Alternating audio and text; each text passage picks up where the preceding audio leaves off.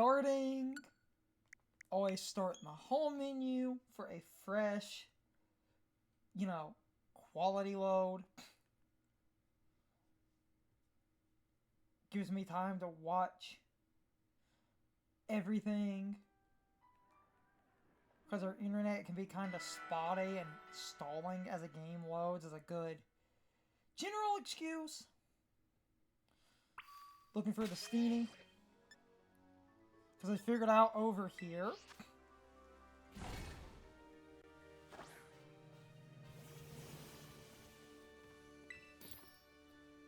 It's a pretty good opportunity to get,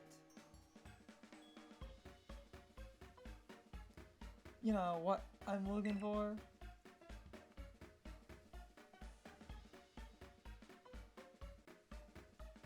To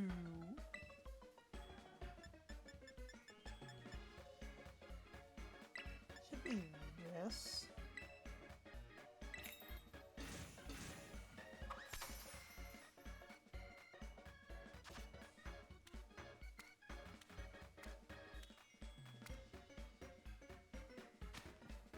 I think this was the combo for what I'm looking for. If not, I'll have to awkwardly check.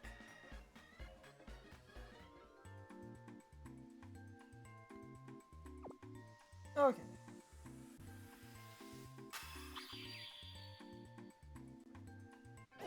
Fine.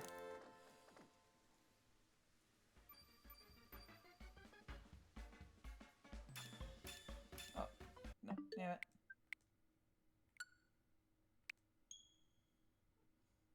That did water, not grass.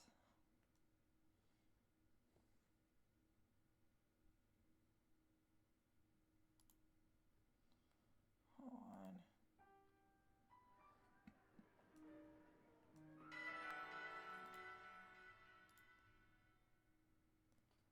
I'll open the one image.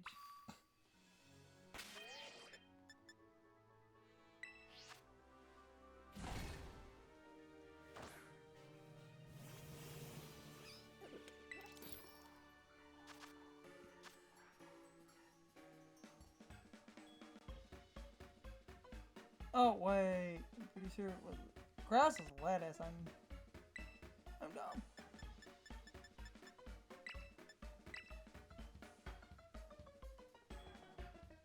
Sorry about that. Yeah, no, grass is lettuce. Ignore me. I'm dumb and insane.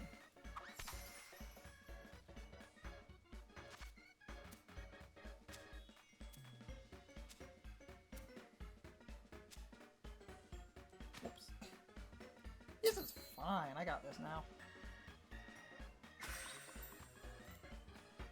Have that image to remind myself of the combos for these. I'll just leave it open in case I forget. Cucumber was the water because I was doing that for the hunt on my birthday. Sorry guys, I'm insane.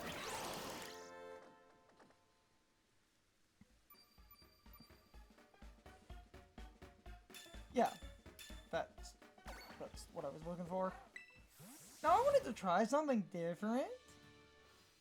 As the Steenee appear, I'm going to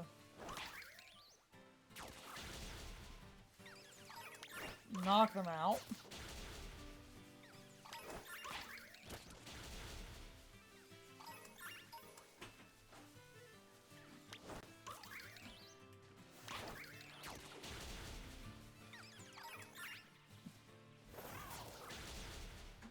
Because this makes new Pokemon spawn in.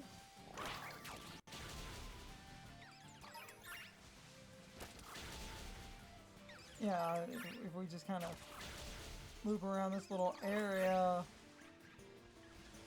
Oh yeah, this is making Steenee spawn in draw. I should have been doing this the other day.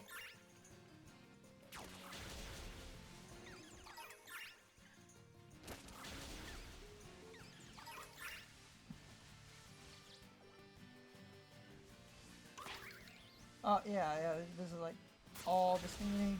That's good.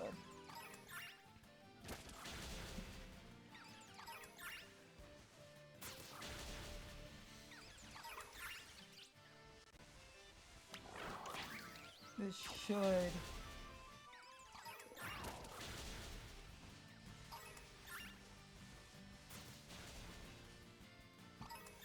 Because the shinies are super noticeable.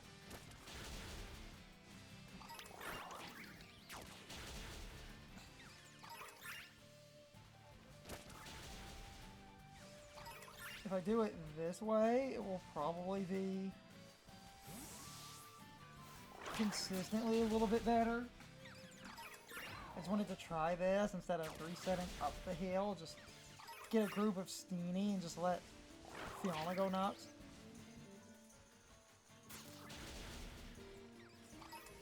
I'm getting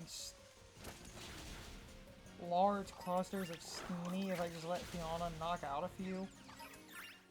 They're spawning all over the hill.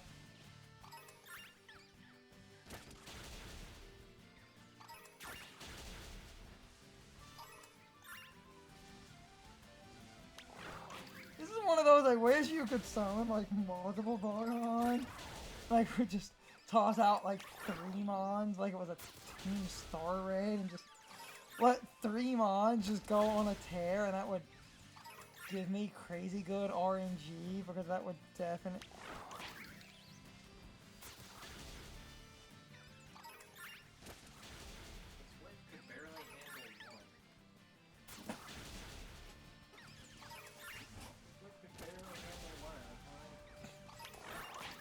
Yeah.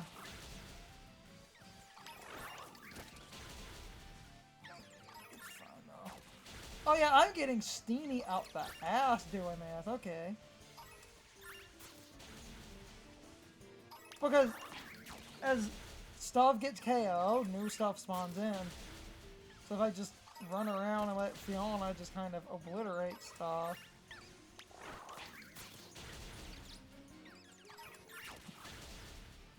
New stuff should just kind of start popping up in the cluster over here.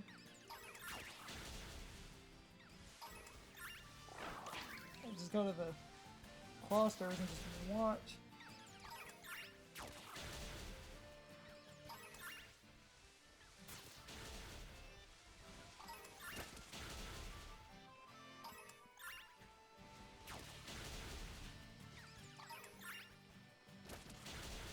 Because I'm getting so many Steenee.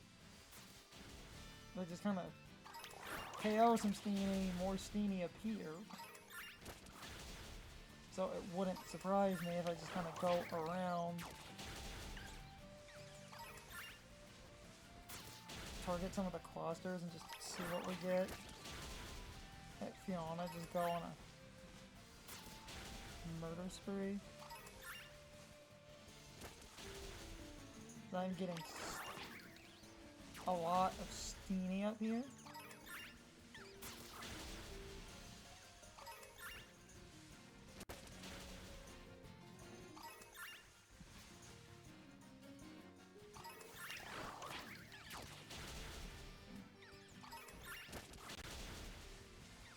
Seems like that's good, man.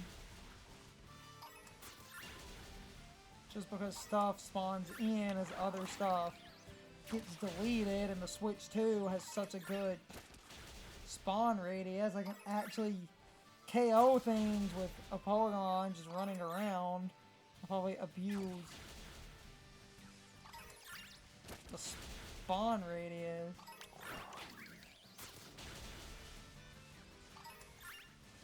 To hopefully see a shiny, because on average this should reset quicker than me running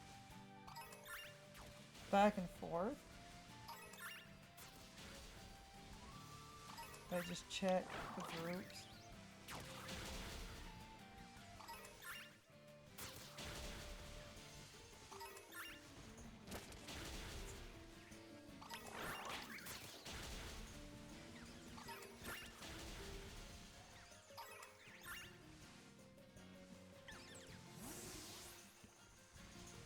This is it. And they're noticeable enough, so I just need 1 or 2 KOs a piece.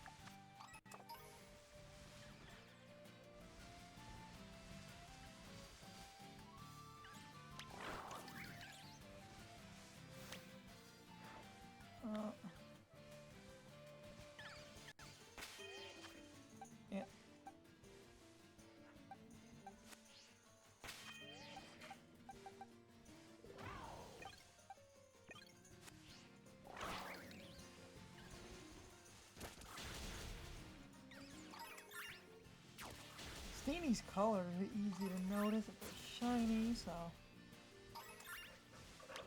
I was just experimenting, seeing if instead of resetting on the heel, just letting Fiona just go nuts, knocking out the spawn pools.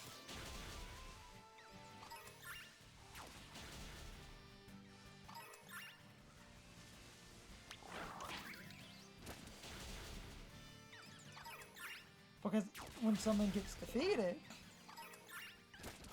new Pokemon spawn in. So if I'm just letting Fiona just do damage like this, I get multiple new Steenee per rotation, basically.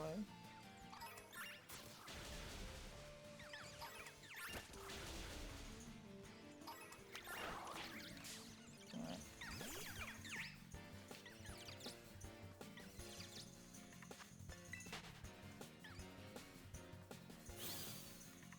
So, I would probably get a shiny pretty easy doing this. Just like her go on the biggest hair.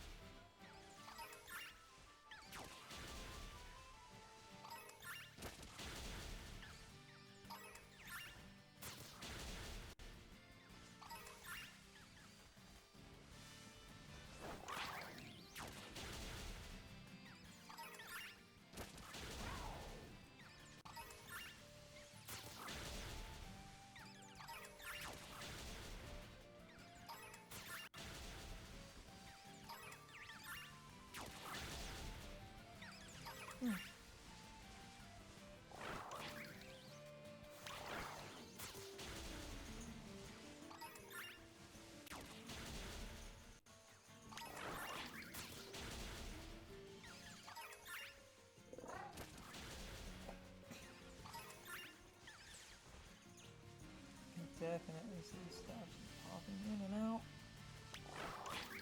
Like, it works because when something is defeated, it removes it from the spawns, so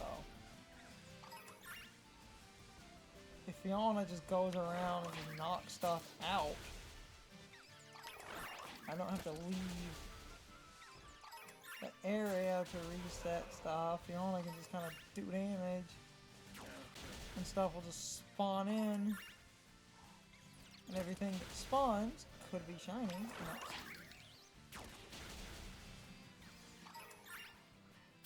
a decent way to maybe find what I'm looking for.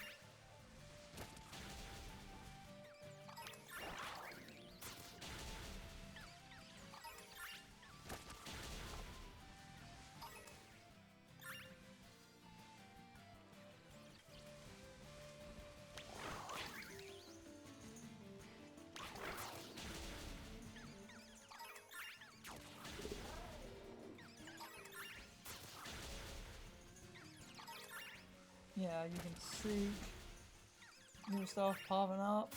Just kind of watch the herd.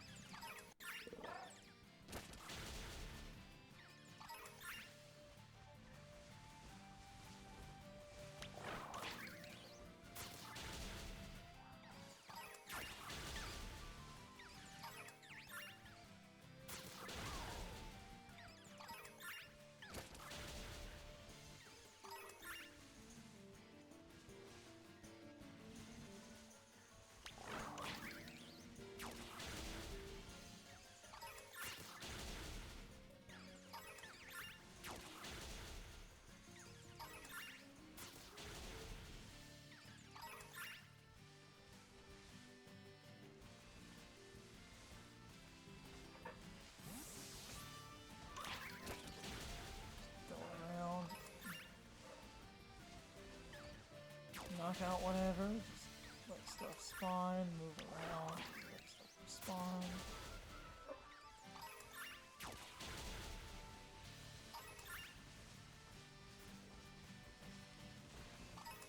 Find new groups, knock them out.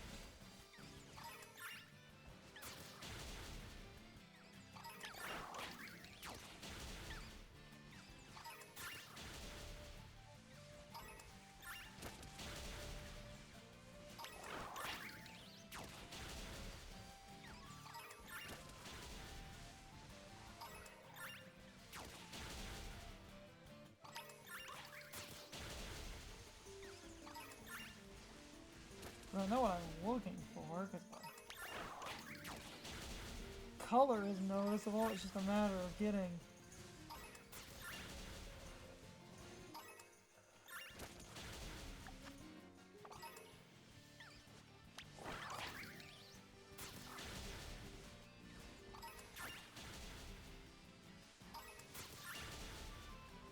new stuff to load in.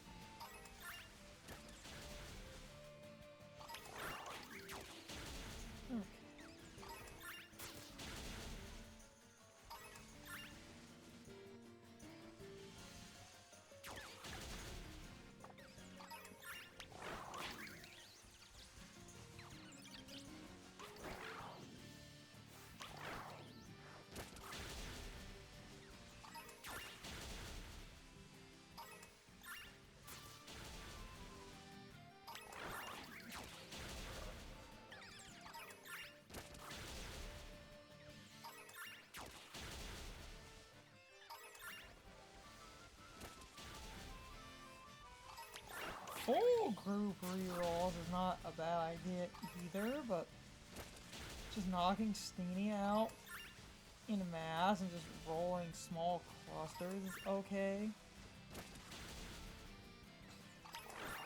Because on average that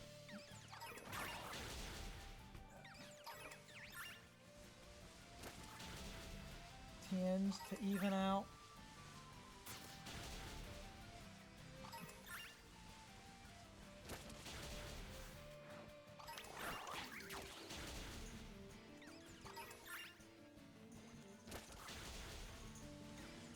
Knock out what you can.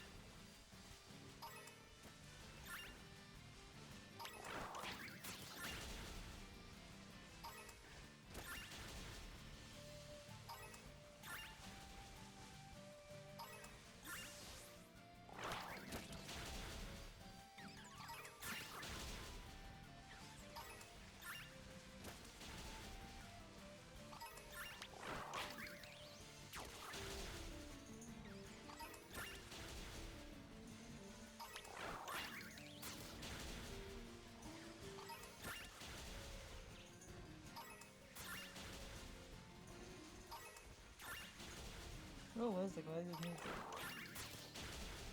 Fiona do damage and I just run in a circle.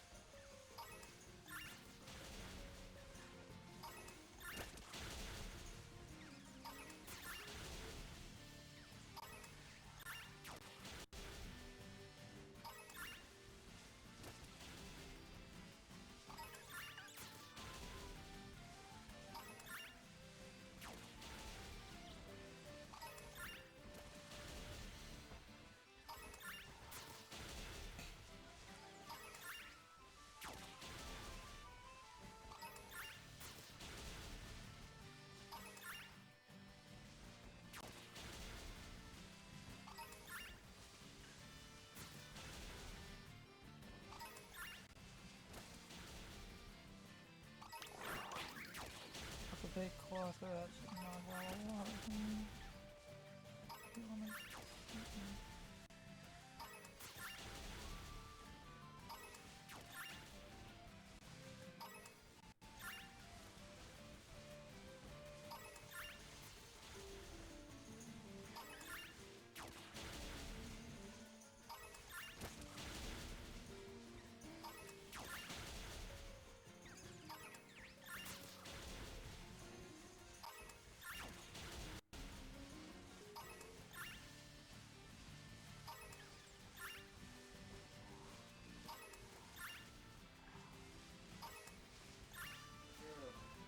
Come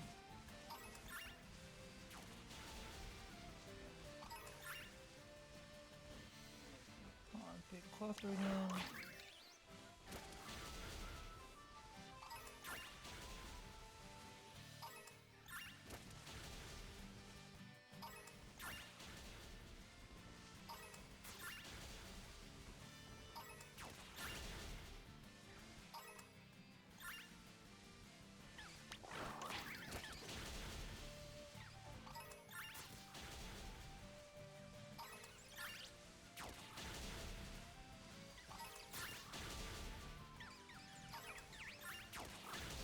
Just kind of go back and forth right here.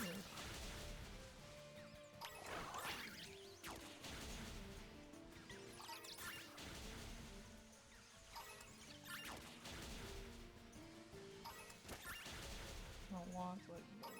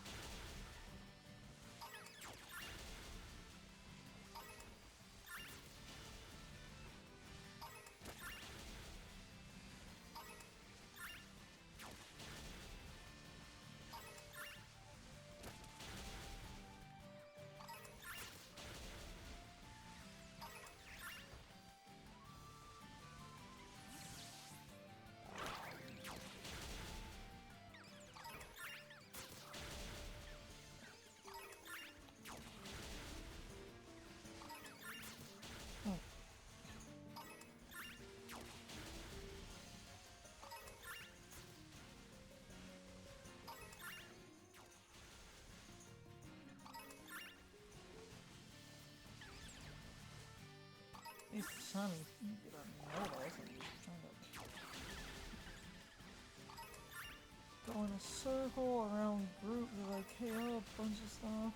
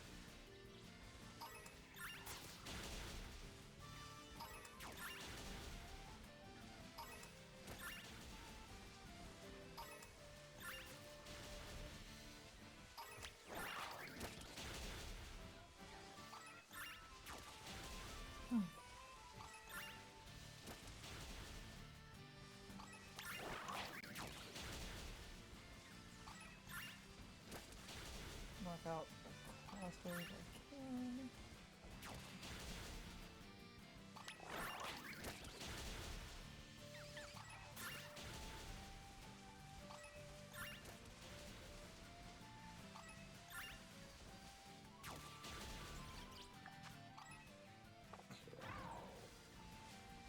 Pick up a shiny.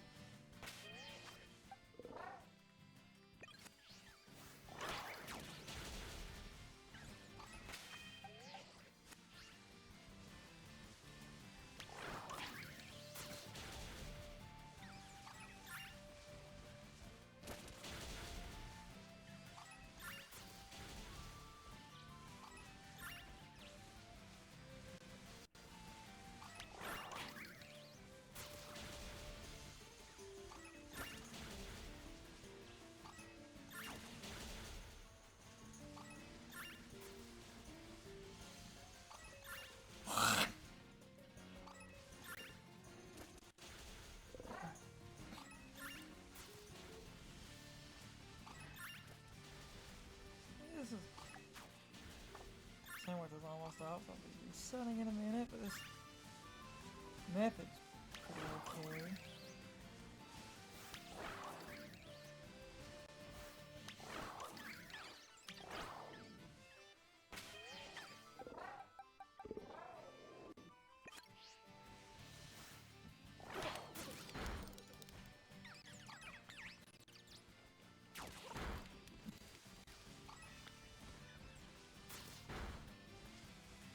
Yeah.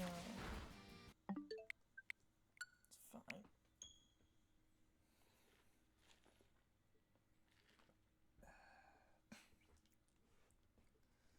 Come on, game. I'll do a couple of rounds of the mass KO. Because in general, that does cause things to spawn pretty quickly. Because everything that gets knocked out gets replaced.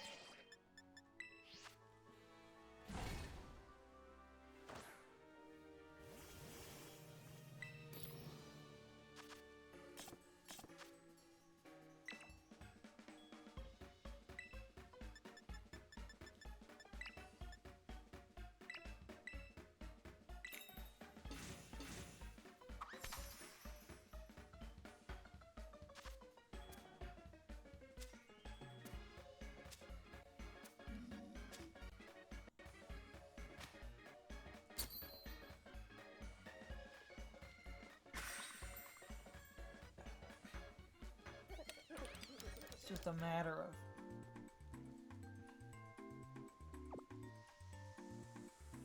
getting everything.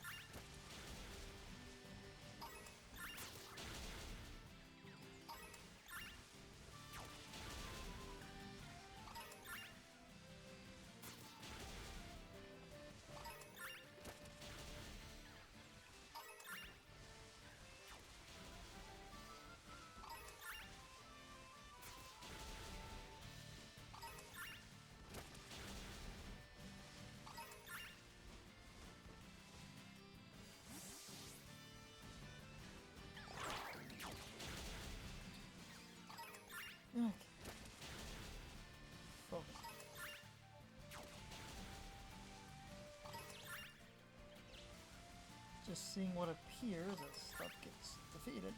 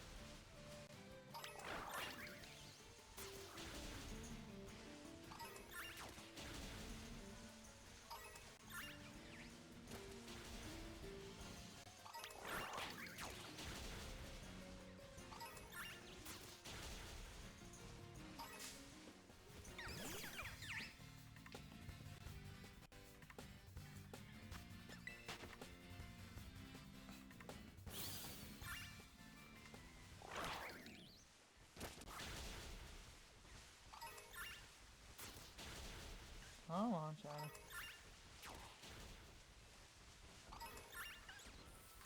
Damn it. Running around, seeing what I find. Gotta believe. Ba-da-ba-da-ba-ba.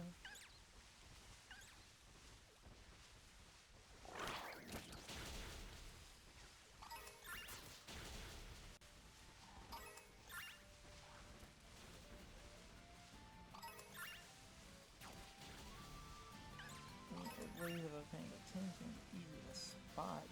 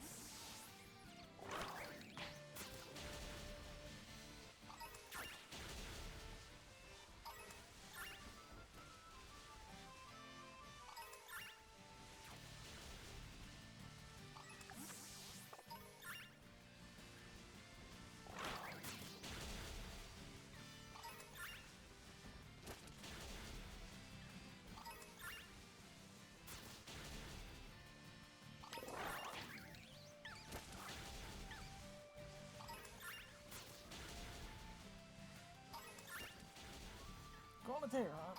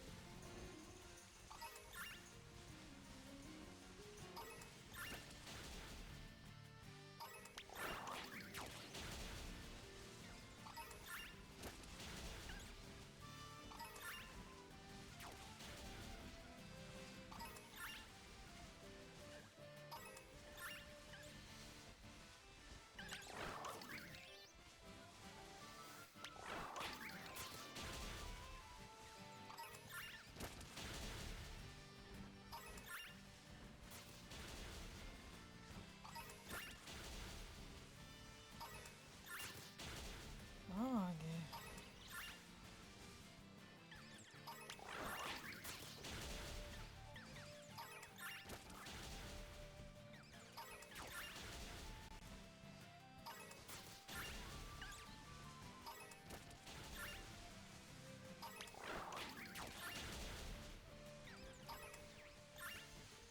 Could go up and down,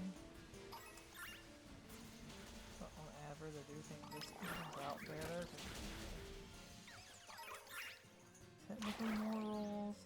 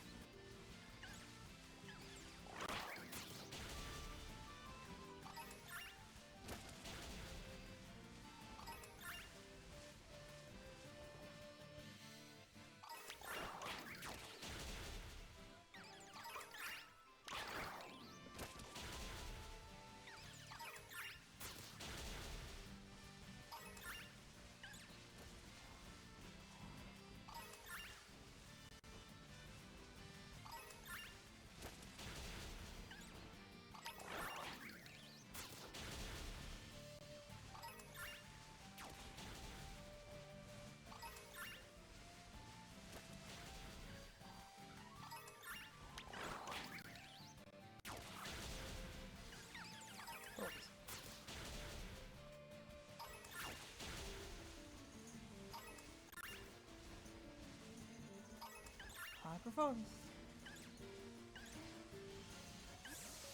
Again, at least this type of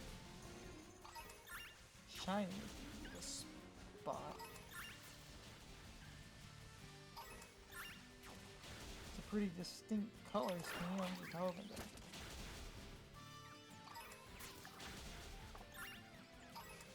to have new spawns load in. I'll just go in circles because as stuff gets defeated, new stuff has to load. If I just kind of go in a circle, new stuff will pop in basically.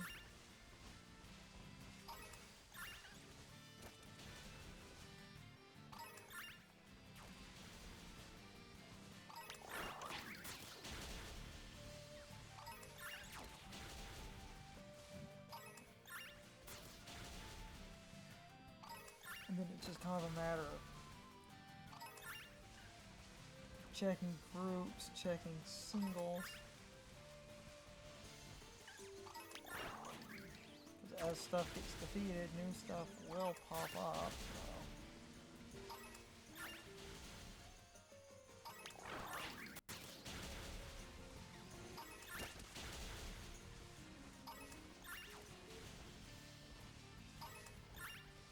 Kind of check the clusters. Summon Fiona, just let her knock some stuff out.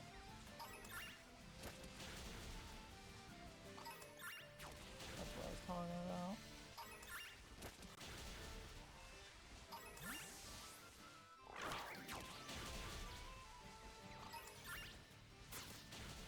If you can watch stuff, it's gonna pop up.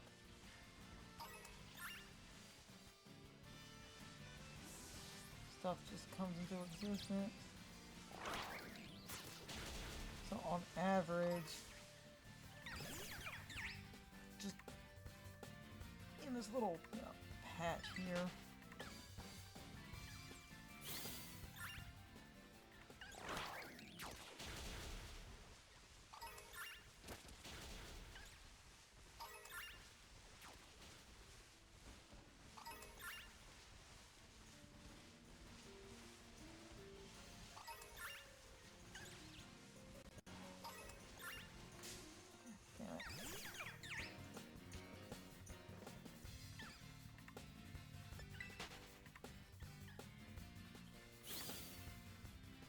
damn it!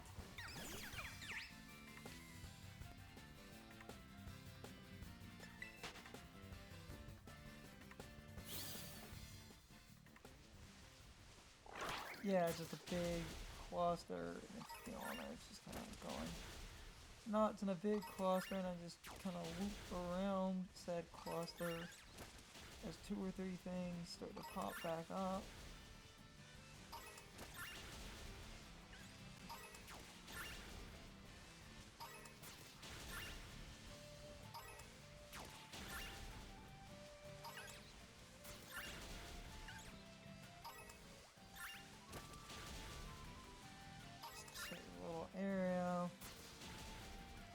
Great cluster, because that means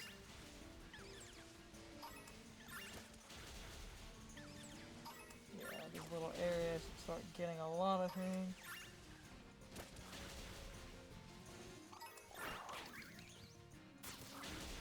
This is great.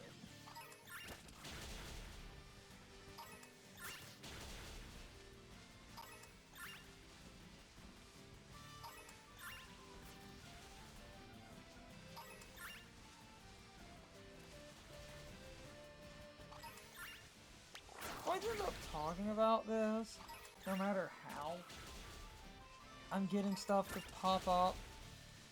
The odds are per spawn, so any new spawn that pops in can be shiny. So by having Fiona just kind of knocking some stuff out, I just check what's popping in around this little cluster as that happens. Shiny popping up is not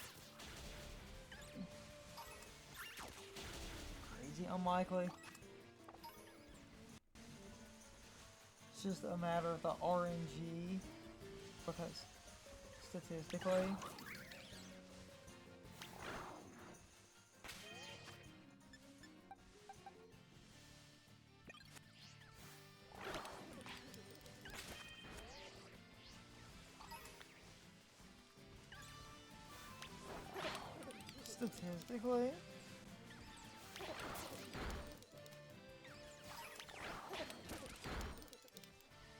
it's just a matter of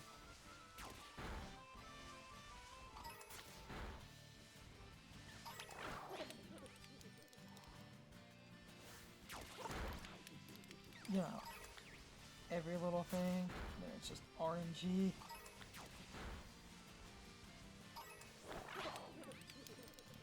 Not much going on. Just kind of talk at random. Focus otherwise. Talk if people pop up and say some stuff. As I always say, lurking is welcome. I do topic jumps all the time.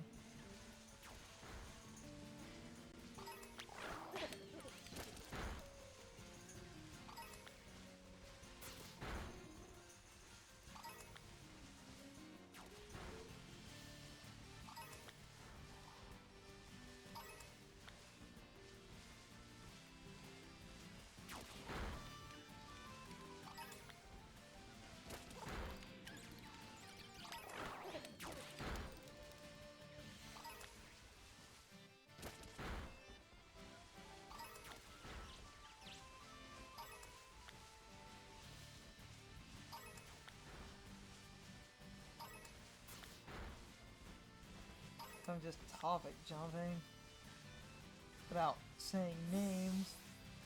I was in a stream the other day.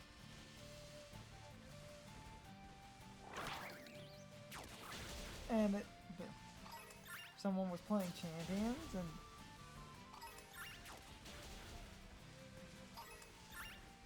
was, you know, watching them for a minute.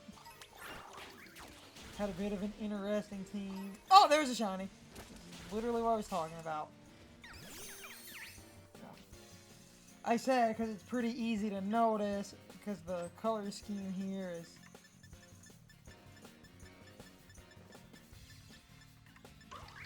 We'll throw a heal ball at full, see what happens.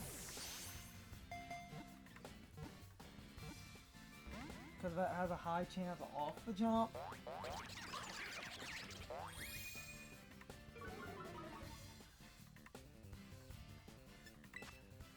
And then... Oh, wait, damn it. Forgot to get the Pokemon I needed. That could weaken this thing. Oh.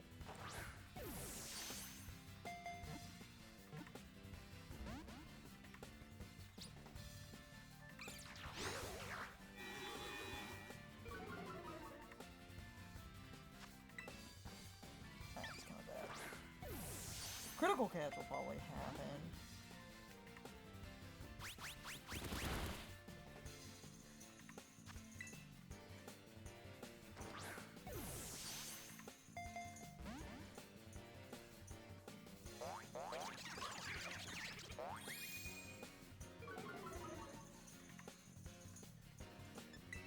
Because I forgot to change up my team.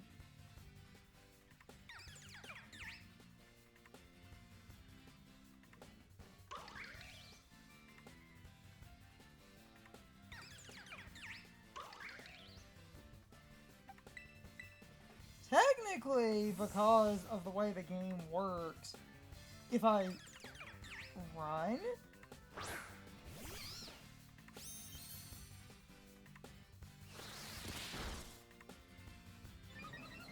if I don't catch and I run,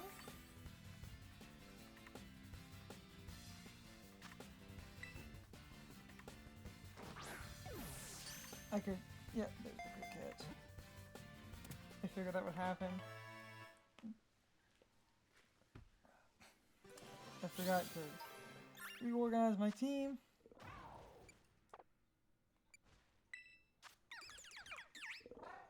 No mark, but I always check the sizes.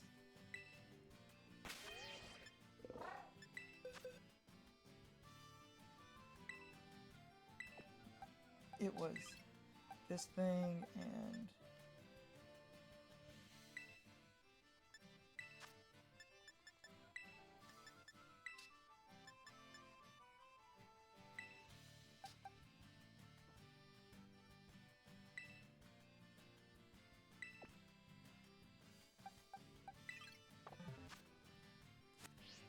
so I can have another fire type. Shiny Ho, just flying around. Back to the dude I was talking about. I'm not naming names, and I'm not trying to be like a complete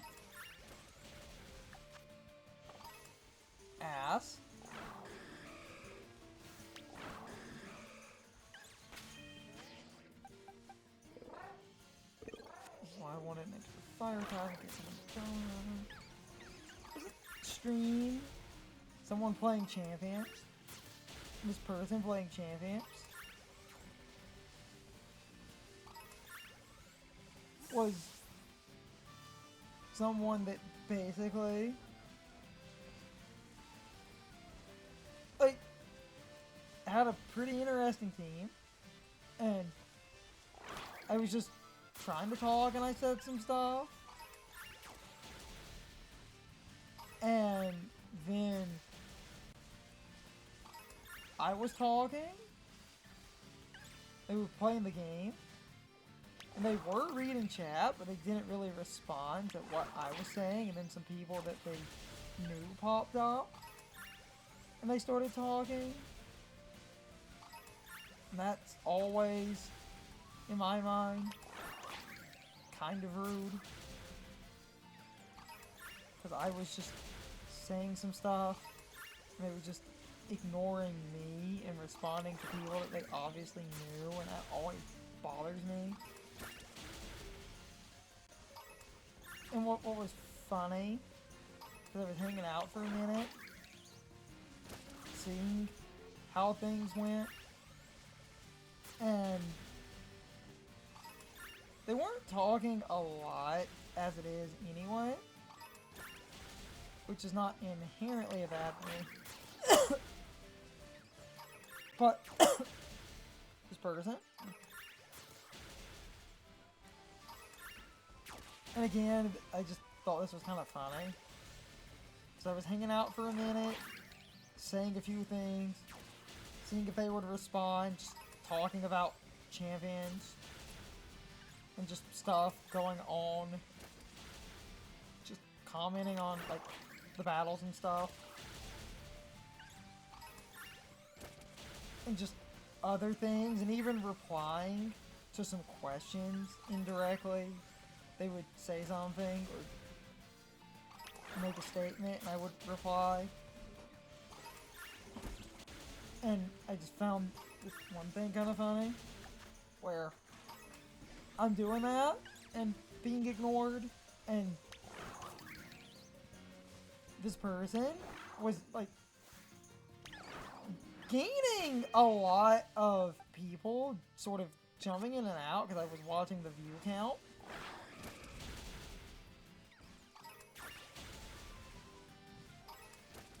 On the stream of the number of viewers, and I noticed a lot of people rolled in,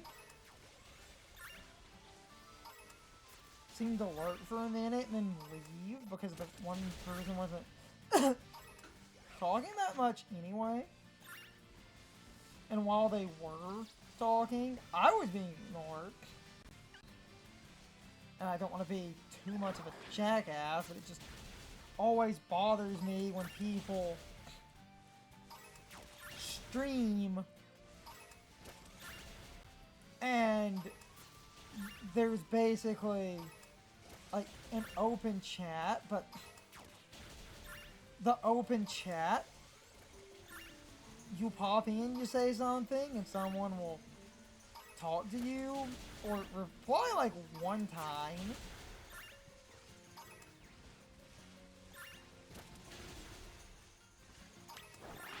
Or you say like one thing, and then you just get ignored. And then some people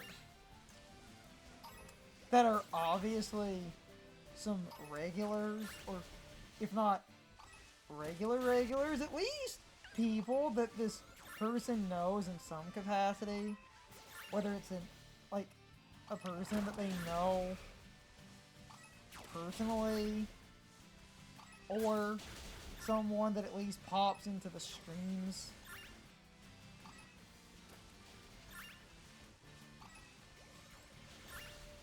A good bit, and then to see people just start, like, you know, shooting the shit with these people just always bothered me, because it's like streams that play out that way just sort of piss me off, because it's like, it feels like there's essentially like, sort of two streams going on. Even though you're obviously watching the same stream. But it just always kind of, you know, rubbed me the wrong way. When you get these people, you say something, and you might get one response and mostly be ignored, even if the person streaming doesn't, like, delete your messages or anything. They just ignore you. Yeah, everything's coming to an end. Check the size on the off chance and then reset. And then it's like, okay, I'll hang out for a minute, see what, you know, is going on.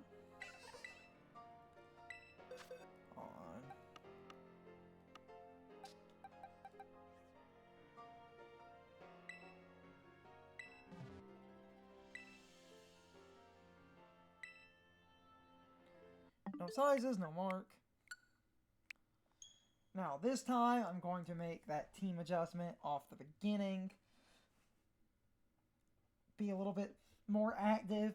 During shiny hunts I don't always just ramble. I'll just watch the chat. See if anyone comes up. Because during a shiny hunt there's not much to say. I'm either rambling nonstop or I'm focusing and then I react if a Pokemon shows up that's, you know, shiny, because that's the point.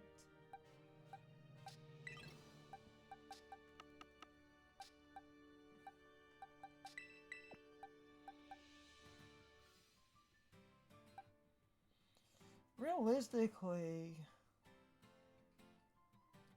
you can go, actually. That'll be easy to find.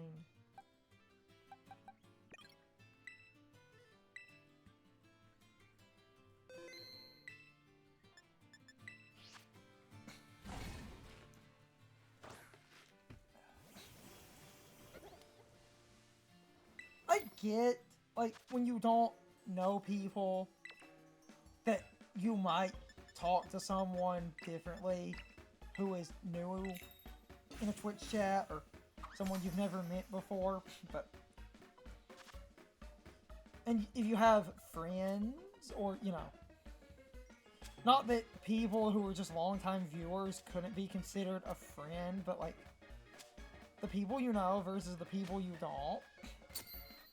I get it, but it still just kind of always bothered me if, like, oh, you're trying to chat, and there's, like, sort of two sides here.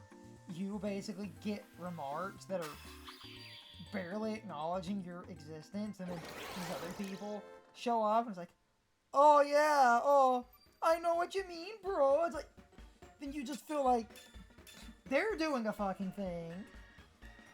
And then, especially if these people start cracking jokes, it just feels like you're out of the fucking loop, basically. And now that you're out of the loop, whatever was going on, you're just not part of it, clearly. And the reason the Pokemon thing annoys me is, like, it feels like, with the Pokemon, I was being ignored. And the reason it feels like I was being ignored is because I said one thing, and the thing is, like, I was trying to help without being condescending. I was just saying something, and I get one response that I'm pretty sure, since I was the only one who typed something, that the person was talking to me. I got like one canned response, and then they literally never directly responded to anything I said again. Instead of, like, doing commentary during the battles. And when you're on a, stream, and you have your mic on, it's not a bad thing when you're doing battles in Pokemon. It's not a bad thing to talk about Pokemon, because if you know what you're doing, people that come into chat might appreciate you going over some play-by-plays and trying to talk about your methods. Even if I get kind of tilted in recordings, we have videos of champions and stuff, and other Pokemon videos, even fighting NPCs and stuff, breaking down a play-by-play of I'm doing this, and me and Curzon both doing things, and sometimes he'll say something, I'll say something, sometimes he forgets something, sometimes I forget something. Like, Curzon forgetting Mega Lopunny had Scrappy, and I was gonna click a fighting move in a battle, and he was like, oh, they might have a ghost in the back. I'm like, Curzon, we're Scrappy. He was like, oh yeah, that is a thing. I'm like, yes. Yes, it is, Curzon, yes. Scrappy. Scrappy lets normal and fighting moves hit ghost types. So, a lot of people really do undermine a Mega Lopunny as just a pretty good damage dealer because it's fast and it hits hard. And because you can hit ghost types with fighting moves and normal, that actually does let you deal super effective damage if a ghost type is weak to fighting, which is a cool bonus of Scrappy. It's not like it deals neutral, it does actually account for the typing since the immunity is gone. So if you use close combat versus a Mega Frostlass, you're hitting Mega Frostlass for super effective because fighting beats ice. So Mega Lopunny can actually super effectively beat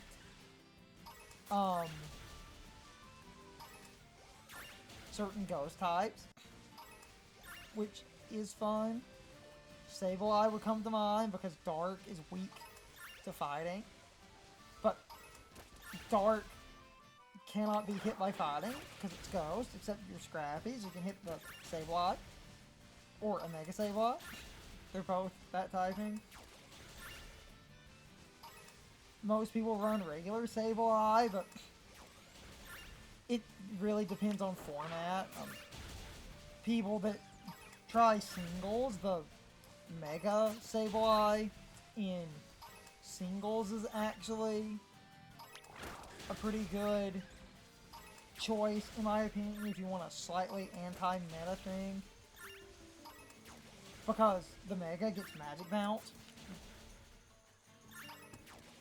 It's a Magic Bounce Pokemon, and you're Dark Ghost, so you're only weak to Fairy. And you have good utility moves. You have Foul Play, which means your defensive mon can do okay damage. You have Cover, you have Will-O-Wisp, you have Encore, you have Disable. So as a Prankster mon in singles, that's also good. But Prankster, you can't hit Dark types with Prankster moves. If they're not Prankster, you can hit Dark types. You also couldn't hit, funny enough, Serena or Frigarath for similar reasons, honestly. Because they block priority, so the Mega Evolution is actually a really good defensive thing. Well, one reason the Mega Evolution is really good, and this is me actually offering a anti-meta tip. Now, this is more for singles, but this works in doubles a little bit. It's just, this is a very specific singles tip. And I'm offering this right now, so just do with this what you will. Why would you run Mega Sableye in singles as a slightly anti-meta Pokemon? I will explain, because this is an actual good tip, because a lot of people aren't going to think about this. So, Magic Bounce deflects. Magic Bounce deflects incoming status moves. It deflects them with the accuracy of the move, and the move being deflected uses the logic of the move. So, if a fire type clicked Will-O-Wisp, and you deflect the Will-O-Wisp, you're deflecting a 85 accurate move, 85%, so you might miss, but if it hits the fire type would be immune to it, because you can't burn a fire type. But what this does, and this is why this Mega as an anti-meta lead is really good. Because if you use Mega Sableye as a lead, Mega Evolution happens before your opponent gets to move. Because it's in the middle of a turn. Mega Evolution takes priority over using moves. So, in singles, even in champions, even in 3v3, a lot of people will play singles, and they'll have things in singles that are more useful, like Stealth Rocks and stuff. But Magic Bounce deflects Stealth Rocks, and because it deflects Stealth Rocks, if Stealth Rocks get deflected, you can set Stealth Rocks because your opponent clicked Stealth Rocks and you deflect them. So, a Sableye as a lead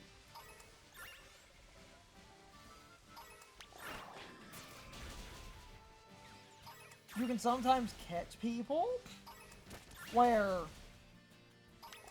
they'll see regular Sableye and they won't generally think about you using a Mega, since Mega Sableye is not the most common. But then you would get a Pokemon that uses like Stealth Rocks or something, and you Mega, and it Magic Bounces. The other thing that's really good about that, as an anti-lead,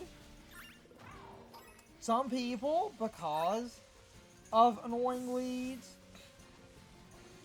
might have a Pokemon that has like a really fast hunt.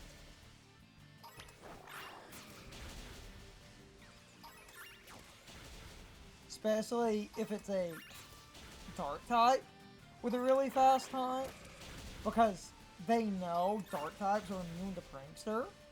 Or you would see like a Pokemon like Serena with Taunt or something. So, people trying to play smart know Sableye can't touch a Pokemon like Serena or Frigarath because, oh, the Sableye has Magic Bounce. And, regular Sableye has Prankster, and a Dark type would be immune to Prankster. So, a lot of people will have like a Dark type, or just something that blocks priority to try and be a safe anti-lead to keep people from setting up nonsense. So you make your Sableye look like it's Prankster by messing with your team comp. And a lot of people might think Sableye is a lead. And a lot of people that think Sableye is a lead might think Sableye is a lead because it's there to use Prankster and disrupt stuff, but if the Sableye is there to Mega Evolve and deflect stuff,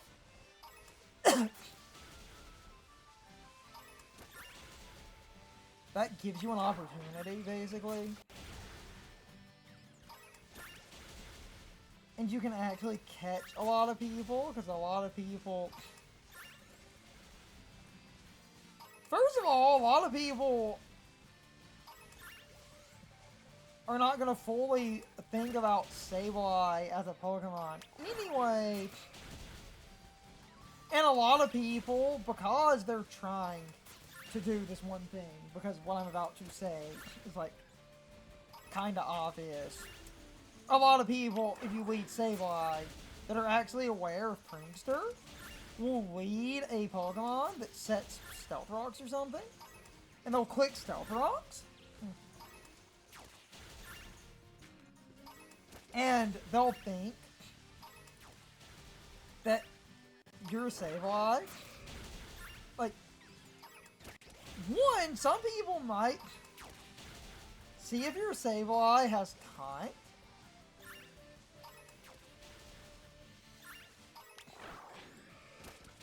And they'll see if your Sableye has Taunt or not, but some people think you're not running Taunt. Some people think you'll let them set up Stealth Rocks and stuff so that you can click Encore.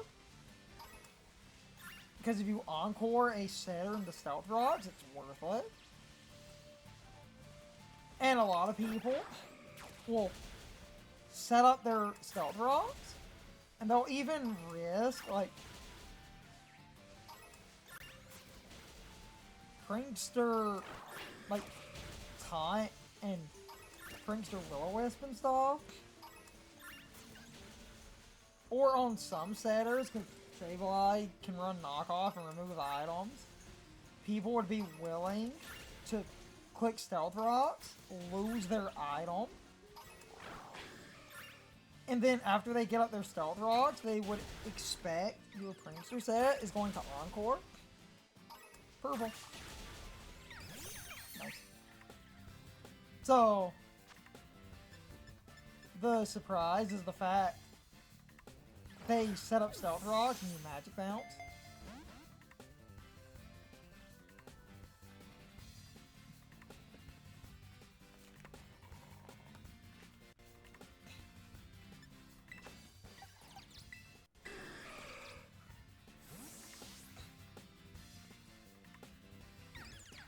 And there is a good, like, synergy with that.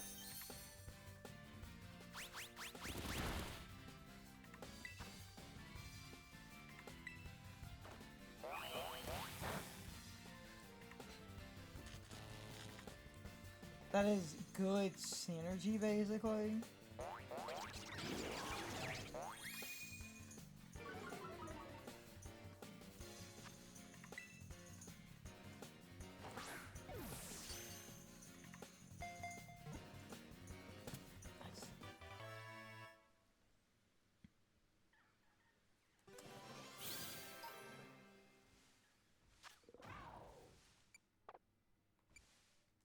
No nicknames until...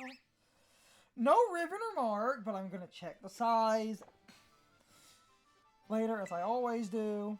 Until then, we're going to continue, see if I get any other shinies. Just run around in a circle, just kind of rambling and just letting Heartburn just go nuts.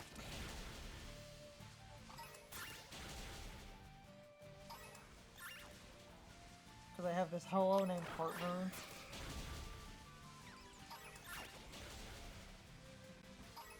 It's a Ho-Oh from Heart Gold. That's a shiny from Heart Gold.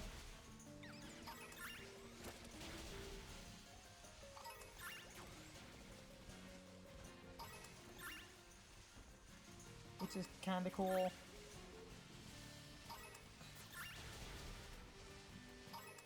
And because of ability patches and stuff, that's a shiny from Heart Gold that has retroactively gained Regenerator, which is the coolest fucking thing.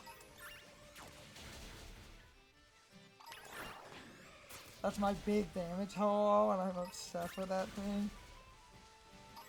Because what I wanted to do with that Ho-Oh, I can talk about my Ho-Oh for a minute, because I just find this funny. It's Clear Amulet, so you can't knock out the stats. And it has Recover, so it can heal. And Regenerator lets you heal more. Ho-Oh is a good Pokemon if you use it right, though most people use Ho-Oh because Sacred Fire has a high burn chance. But Sacred Fire is like, one, it's 95 accuracy, which irks me. That always bothered me, because even 95, I'm always like, I'm gonna click Sacred Fire. And that just RNG bias, where you can get good RNG, but you can get bad RNG. It has a 50% burn chance, but it's a 95 accuracy move. And I've always made this joke with, like, Ho-Oh. I'm like, Sacred Fire is such an amazing move, I just don't like the accuracy. Because if the accuracy was perfect, the burn chance would just be a nice, like, little bonus. But because there's a chance the move can miss, there's a chance you get no damage. I've always said when it comes to Pokemon RNG, while stronger moves or moves with good utility like that are nice, I don't like shaky accuracy.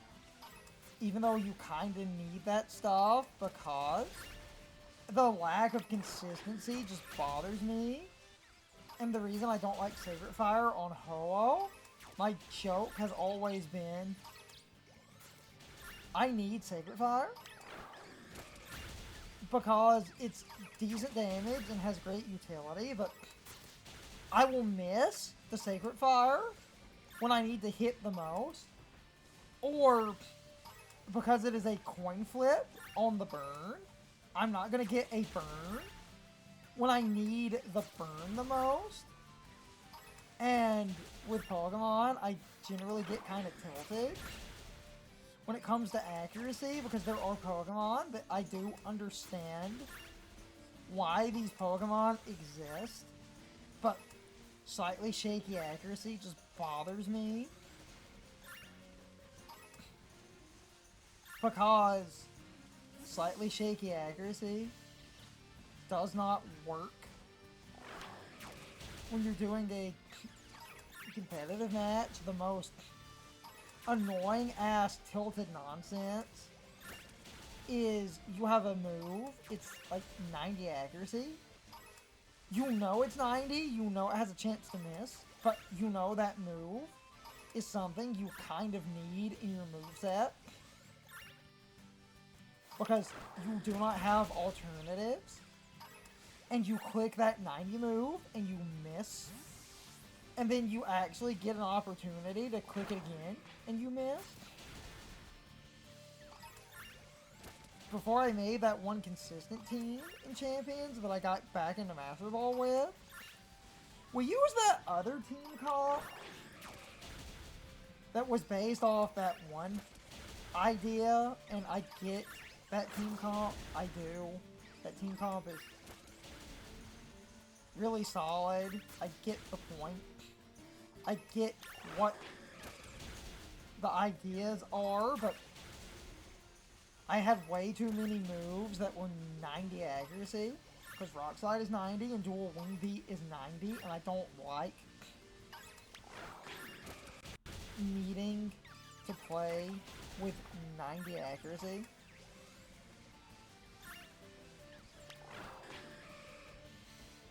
'90 is not, like, fine, because 90 is...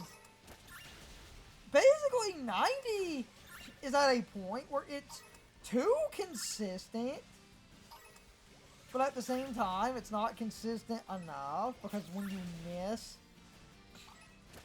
your 90 moves, you are missing something that is favored highly for you to not miss.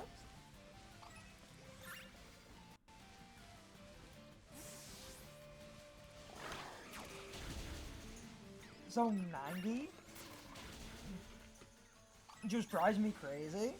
And we did okay, but then that night, because I do a lot of team testing off recording, I'll just do some casual battles and grind some of the tasks, because the casual battles you don't get VP, even though I feel like you should get VP for casual.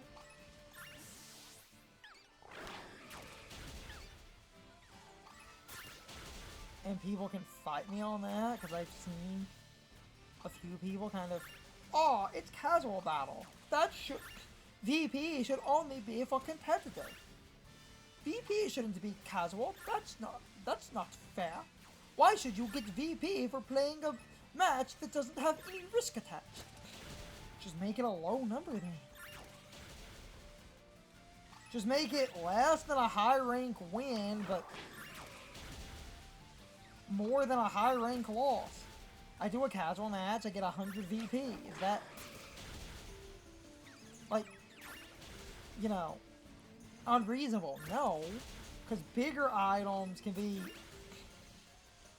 like, 100 means you would have to do, like, think about, you're in, like, Master Ball and you win, you get, like, 300 VP. If a casual battle was just 100, and I feel like a casual should be 100 flat rate, win or lose, 3 casual battles, no matter the outcome, is an equivalent of winning 1 Master Ball ranked battle. And with items being crazy expensive, like the Mega Stones that are like 2,000 a piece, if you were only getting 100 points from casual, getting enough to afford a Mega Stone is not easy. It's just kind of time consuming, and I think that, realistically, in my mind anyway, equals out everything.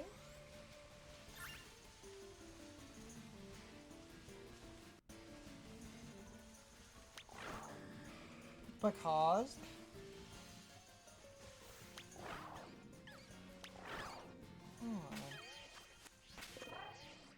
yeah. Fucking attack bug.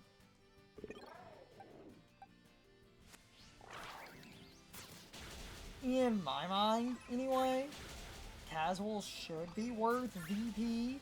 Just set it at, like, a low number. Hell, even just 50 VP for casual would at least be worth something, because they don't let you get VP in casual, which is dumb, but casual does count the tasks, and I often do casual to grind all of those, like, long-term team tasks, and I can do some off-recording casual battles to just do some private team testing and work out logistics on some stuff.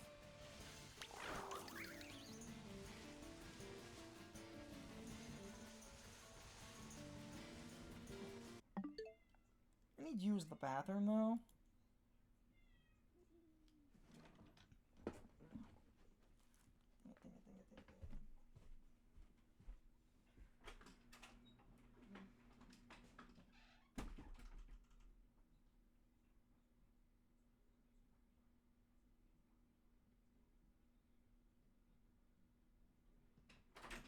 Still occupied, damn it. Okay. Bathroom's still occupied. Kinda awkward.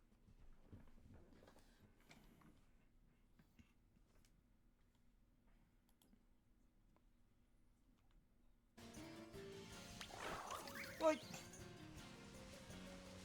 I think you should get VP for casual. That wouldn't break the game.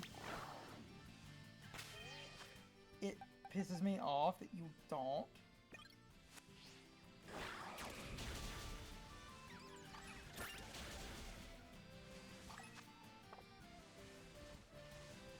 Just set it at a low number.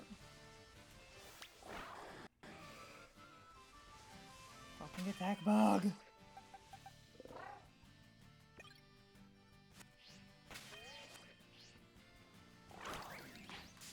Damn it. Because they count the tasks. And the tasks, like, means you could unlock, like, badges and stuff with casual. You don't need ranked for that. You're just not getting VP without playing ranked, which kinda irks me. And before Champions came out, well, I don't dislike Champions. I'm defending Champions in a lot of ways, more than most people at the same time. Oh, the fucking attack bug has happened so many times today. In the last 5 minutes.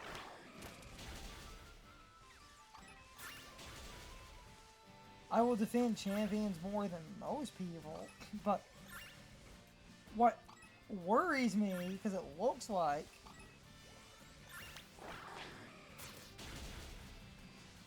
Champions is going to do the thing I was afraid of, which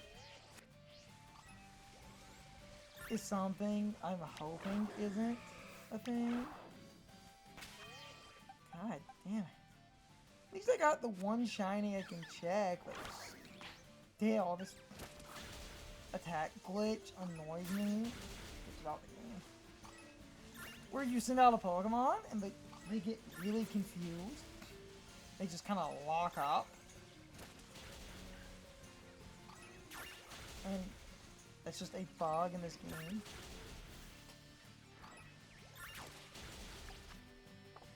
It's about to end, but basically, like,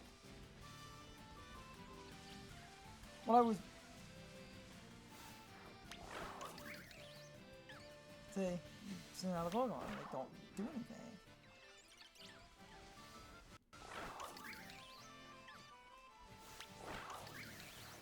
Yeah, and I call it, and people call this the attack bug because you have to like swap Pokemon and then you send something out and then they start doing that.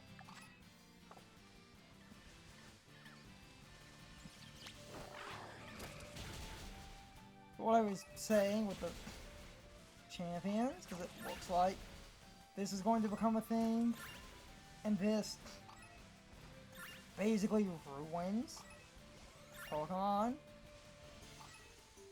and is something that I'm hoping, because they can update Champions, and if enough people bitch about this, I'm hoping this becomes a thing. Because I won't... Yeah, everything's back to normal.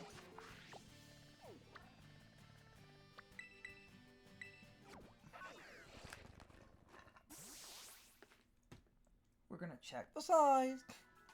Then I can reset if I don't get what I need. Because I didn't get a mark.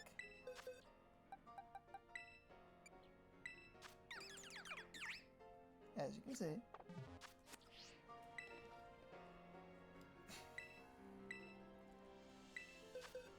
But you get different sizes for different Pokemon. And if you get small or large enough, you get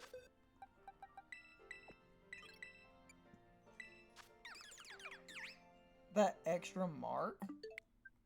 But go back in, but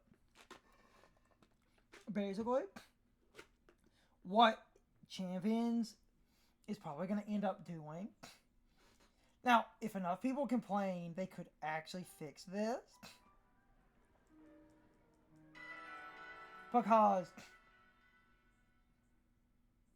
what I don't like with Pokemon, the 3DS era, because I have bitched about this for well over a decade at this point. Oh, now it wasn't perfect, but it was really good, and then they just gave up on the 3DS. So, the system... Oh, damn it. Fucking dropped the lid. It disappeared. Reload. God damn it.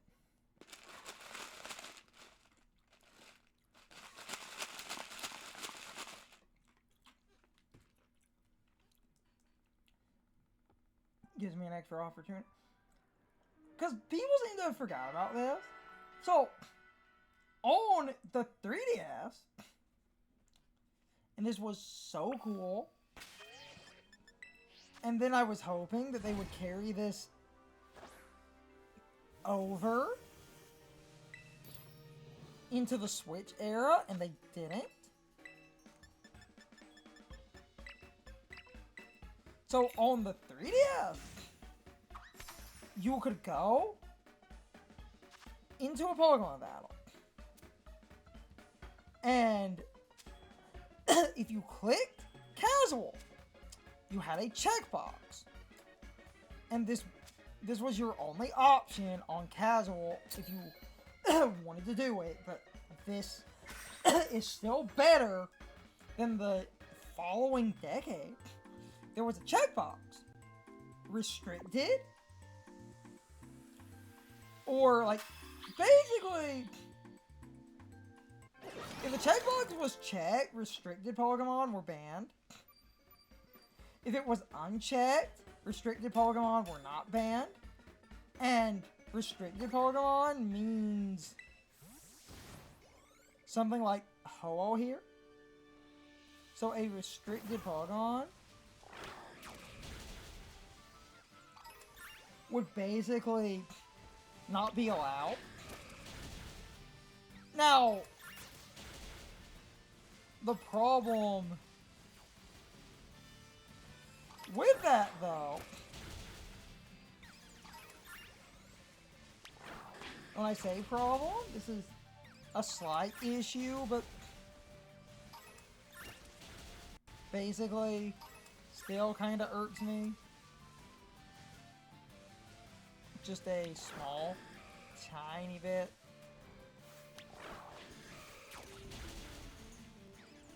But I can still use this to complain because it's still better. So, restricted just means stuff like Ho-Oh, like box art legendaries and other special cases. If a Pokemon was not restricted, it was allowed.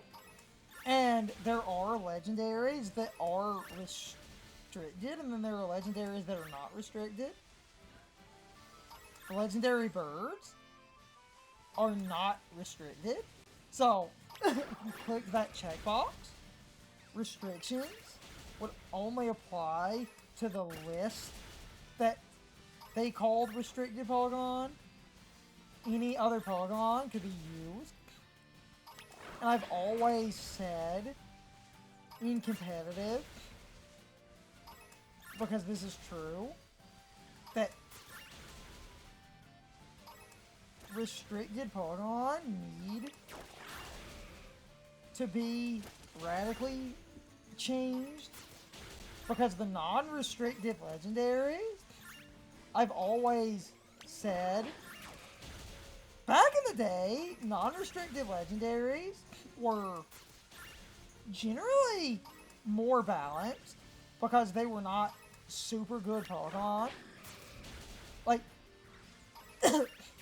Moltres is kinda average and has a 4 times rock weakness. Articuno has a 4 times rock weakness. Zapdos is generally the best out of those 3 and is a pretty good defensive mon and would commonly be used in singles a lot as a like wall because Zapdos gets roost and stuff, and has enough bulk because electric flying is a pretty good bulky typing. So like back in the day, the legendaries that were the like trios and stuff like Latios and Latias, those Pokemon were normally like, the Latias can be pretty good. Latios is a fast damage dealer. Latios is a decently bulky mon. They can also deal okay damage. The legendary beasts are interesting because they became slightly better later, because when they gained inner focus and it became retroactively immune to intimidate, that's pretty good, and not being able to flinch is also great and gives them pretty good utility. And even Gen 4,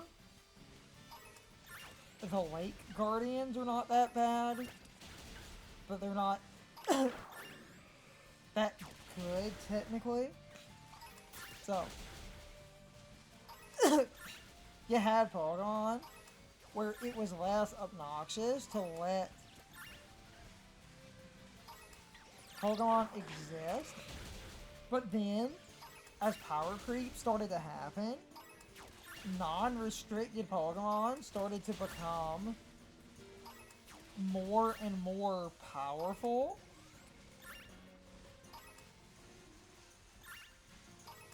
Creating worse and worse power creep, but they were non-restricted, so you had no limits. And for years, I've always said legendaries in general and stuff, I feel, should naturally have restrictions as it is, because it is essentially fucking deck stacking, because people want to win, and even the non-restricted legendaries are still generally better than other Pokemon. So, everyone playing competitive would always basically stack the deck. And even if you played in the 3DS era and you had the one checkbox to remove restricted, you would basically only fight teams where people would go on an unrestricted mode and still have entire teams of legendaries and stuff. So I always wanted legendaries to get restrictions as it is, but the fact that 3DS let me have a fucking checkbox to remove restricted, and the Switch never had any game with that option just irks me, because then casual is the worst thing imaginable, because casual becomes... I thought about this with Sean and Brian.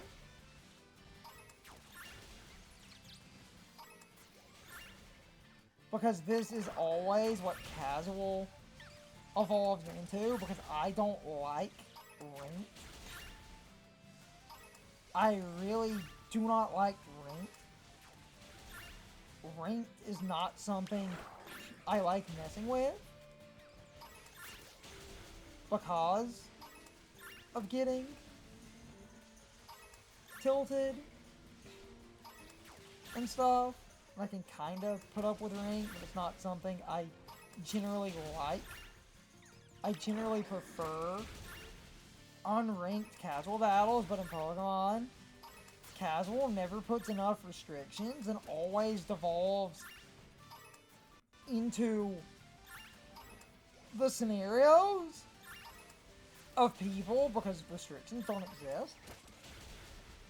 When given an opportunity, casual always becomes, oh,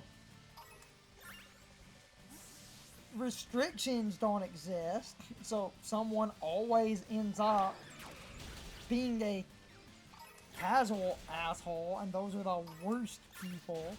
The people that have nothing better to do and are just the sad, pathetic people that know they can bring a team of EV-trained legendaries onto the casual ladder because the game doesn't restrict them. And they know that they're EV-trained legendaries, that they can build obnoxious bullshit and force you to fight 6 legendaries.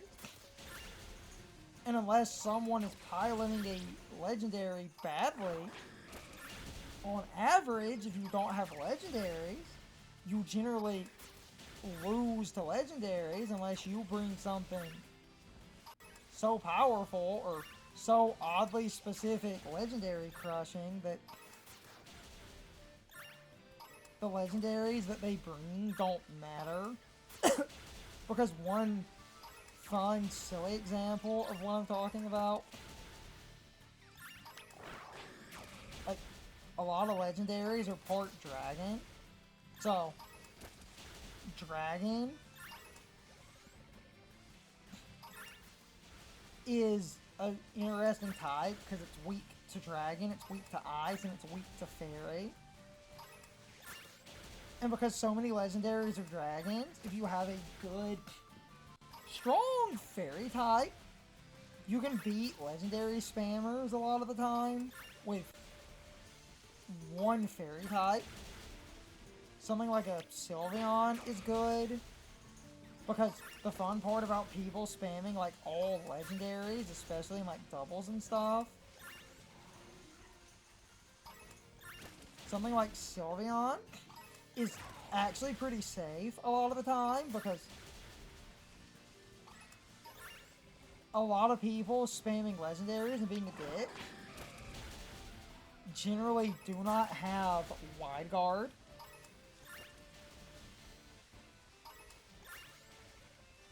Funny enough, because a lot of legendaries don't have access to that move.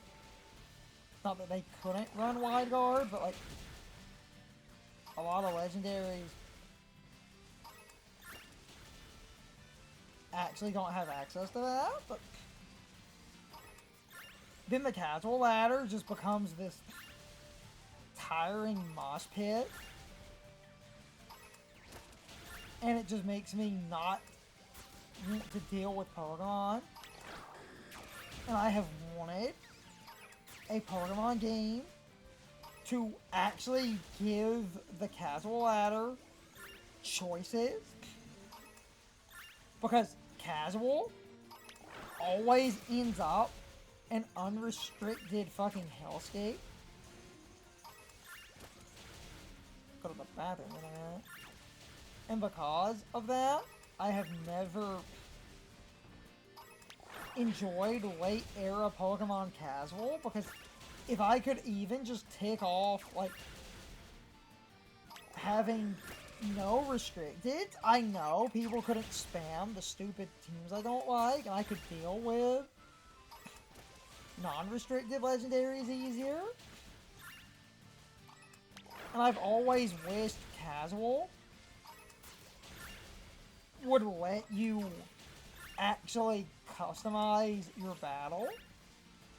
Because ranked also becomes so tiring because I'm the kind of person that generally, even if it's just double restricted, I get tired of Pokemon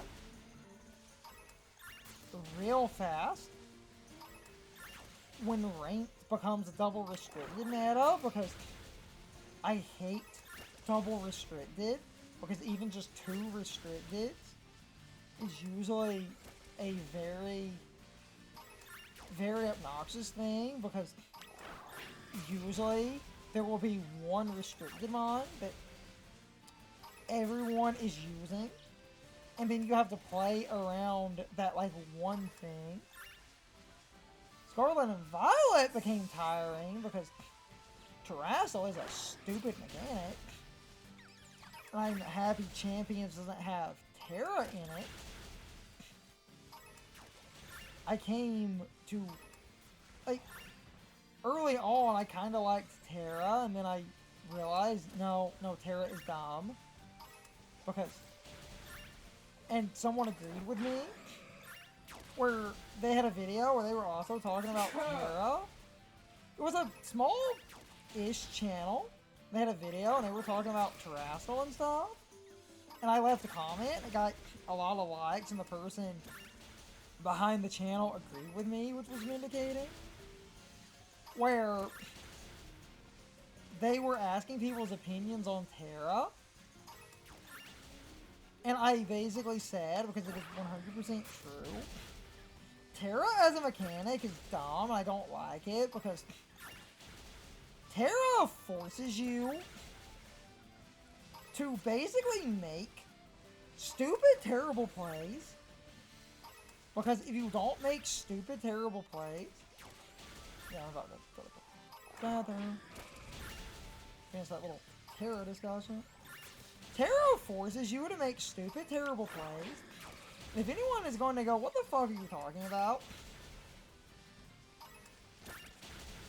Terra, to, explain it, because some people didn't play Scarlet and Violet, might not be familiar with Terra. Some people are vaguely aware of what Terra does, but I've explained this, and people that played the game generally agreed with my assessment here, which is vindicating. Even though a lot of people don't, but I feel like the people that don't are just the people that know that Terra can fuck with people in a dumb way that I think is unhealthy in a closed team sheet type best of 1 match, and it is basically what I call the make terrible plays gambit. Because all Terra does is change one Pokemon's type, but the Pokemon on your team, any Pokemon can Terra, and you can make any Pokemon be able to Terra into any type, but and you only get 1 Terra a game, but any Pokemon on your team could become any type. Even your own types. But you only get 1 type. You keep your stab options if you change types. Like a fire type becomes grass, you still get stab on fire. But if a fire type becomes fire, your stab now doubles in damage. But you become a pure type. So like, because I'm using Heartburn, I have Terra Grass on Heartburn, so Heartburn becomes a grass type, because a fire type becoming grass is good defensive. I go from a rock weakness that obliterates this Pokemon to neutral on rock, I resist electric, I resist water, gain a ground resistance from a ground immunity, so an immunity becomes a resistance. Like, that's not a bad trade-off, and that's sort of the problem with Terastal and why, like, before I get up to use the bathroom, why I call it the stupid decisions, like, gambit, or the bad decisions gambit, because you're fighting a Pokemon, and anything in the game could become any type. And any type means someone could pick a type that is so fundamentally bad in any specific matchup, except the one matchup that fucks you over, because people would often do that to literally catch one Pokemon off guard. Something that was common and meta-defining. People would often pick, oh, this would be a great counter to that thing if I just use this one Terra type. So then that becomes a Terra type that is kind of worthless on this one Pokemon. When I say worthless, I mean if you're not fighting the thing that Terra type is for, this Terra type is bad, but then you could just Terastal something else. You have such a freedom, and that leads to why I call what I do the bad decisions gambit, because you're looking at this thing, and you know that they're going to Terra into a type, and you know that they're going to Terra, because they would be stupid not to Terra. If you don't Terra, you're going to fucking lose, and you know that. And then you make the worst decision ever, because someone's about to Terra. Like, logically they're about to Terra, right? Except they don't Terra. And then it makes you wonder, like, did you not Terra because you're an idiot? Did you not Terra because you're making the riskiest play imaginable?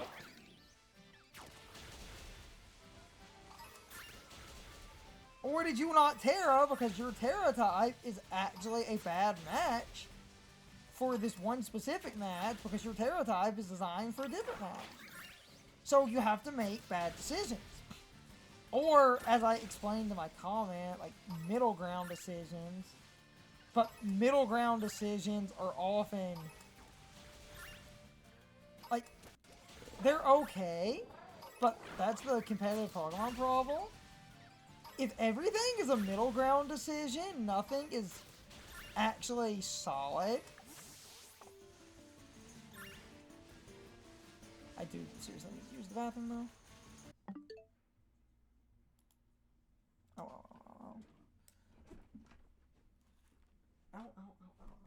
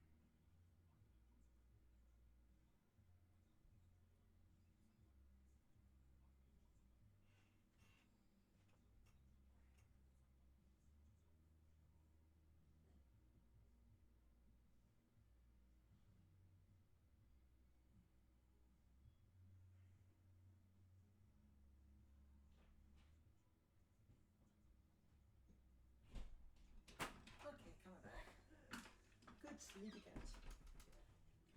Coming back. Then I can make that. Try to quantify what I was trying to say. Because that is an interesting topic and talking about my perspective.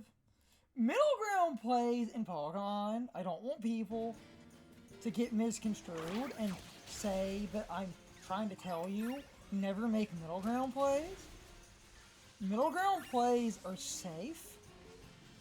My problem, and the reason Terrastal just bothers me as much as it does,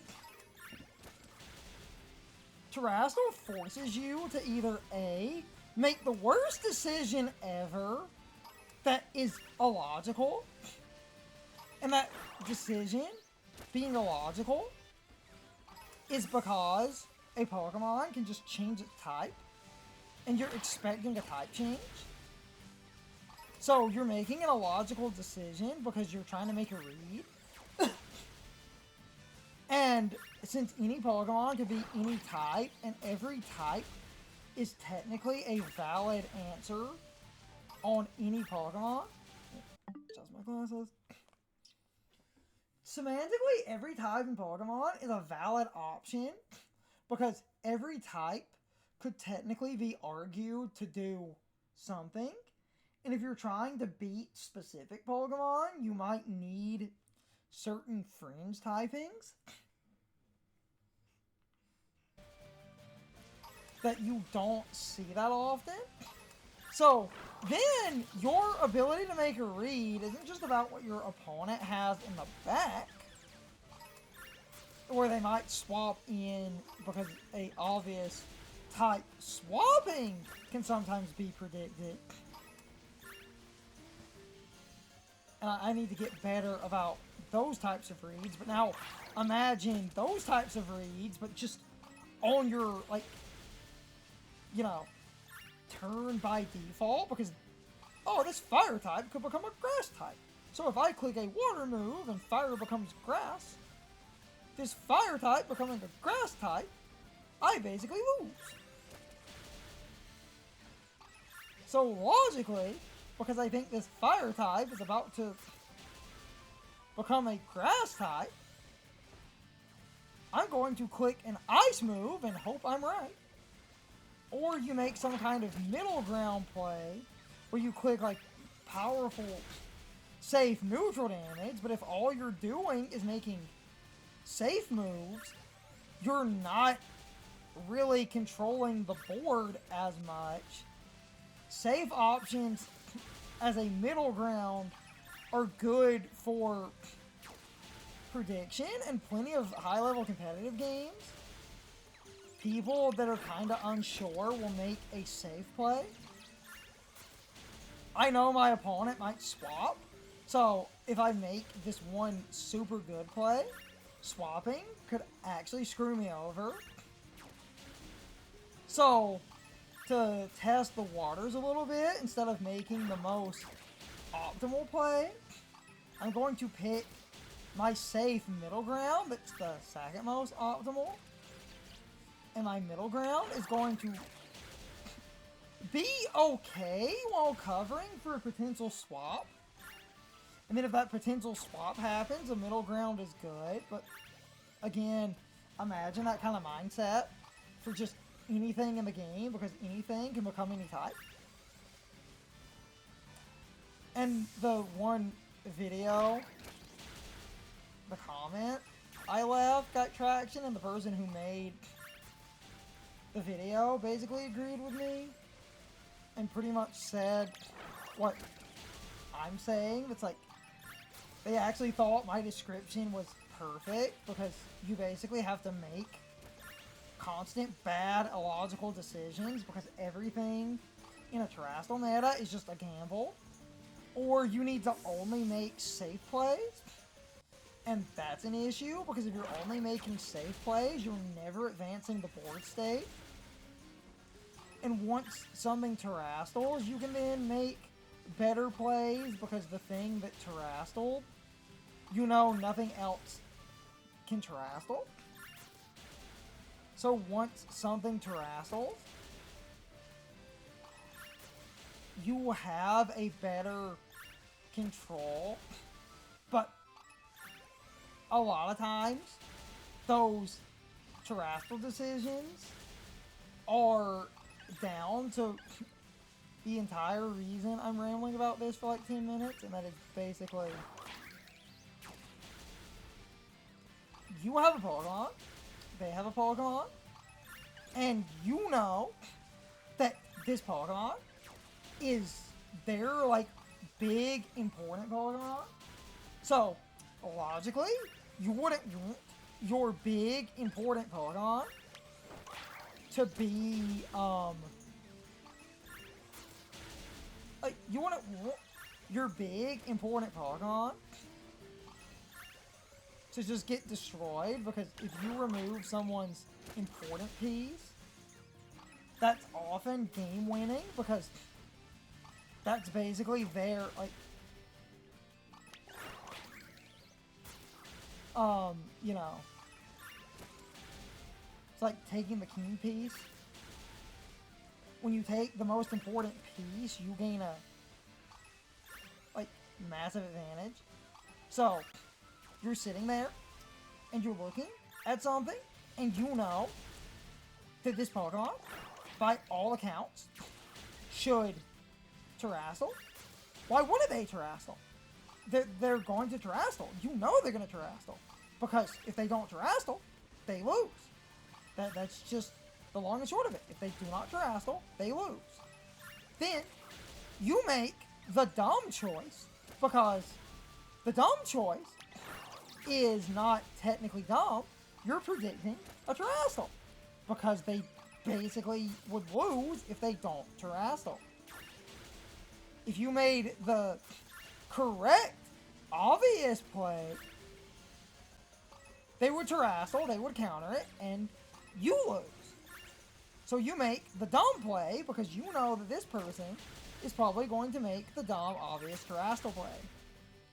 Except, then they don't make the Terrastal play.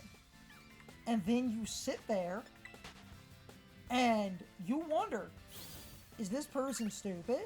Or is this person some kind of criminal mastermind that predicted you predicting them, so they knew that you knew that they knew, so they did the biggest fucking flex, leaving something in that, by all fucking accounts, is the dumbest matchup. This person has lost. You have them. They're pinned. You win. And they do not fear your Pokemon. Because they're either stupid, or if it's a prediction, they predicted you to predict them to Terrastal. And, oh, there's my shiny. And it's, alright, first, I'm getting shinies more consistently in this stream, so the mass murder is working beautifully. The Switch 2 has such a good spawn rate.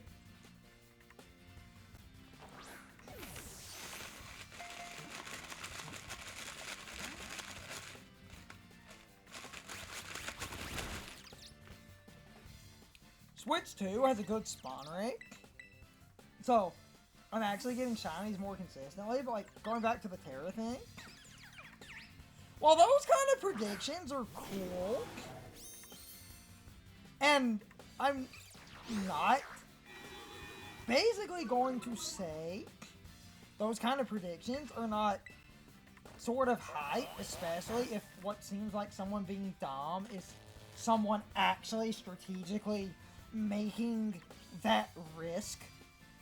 And if they made that risk, and you made the risk to see if they're going to take the risk, and your risk is countering their risk, and your risk pays off because they think, you think they're gonna Terra, and they do not Terra. Hold on. No marks, but we'll check size.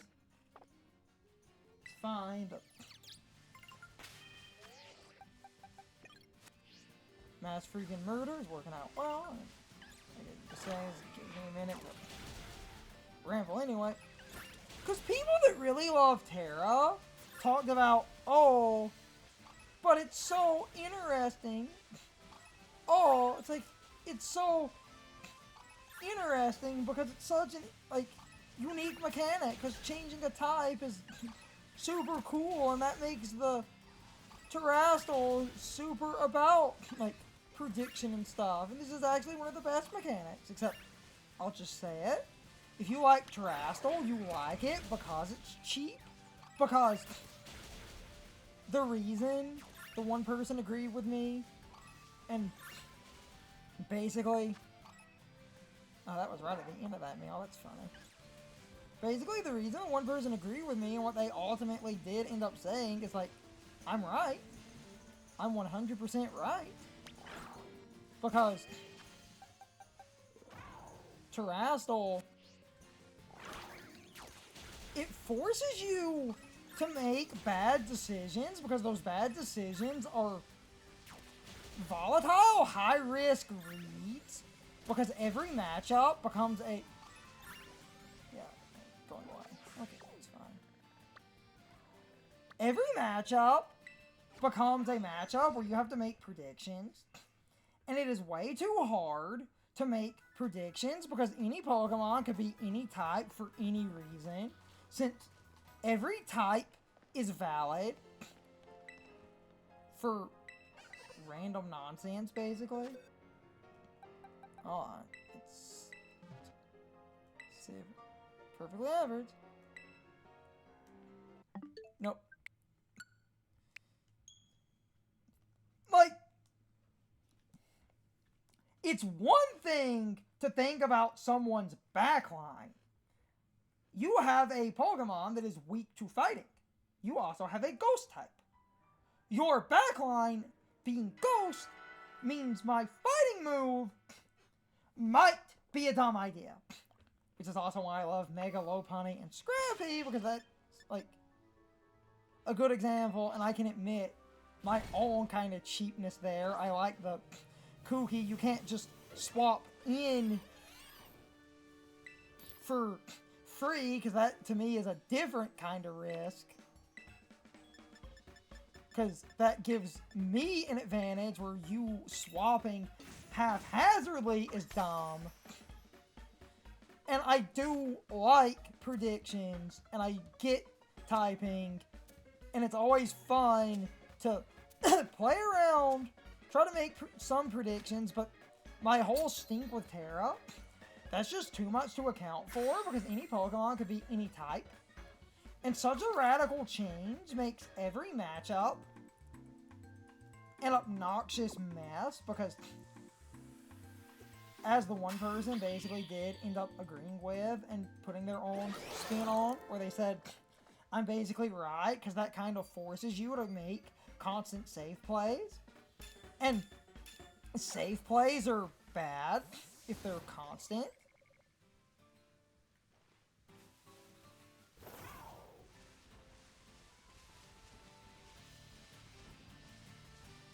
And they are, because if every play is safe, you're not really advancing the board state, you're just making middle ground plays.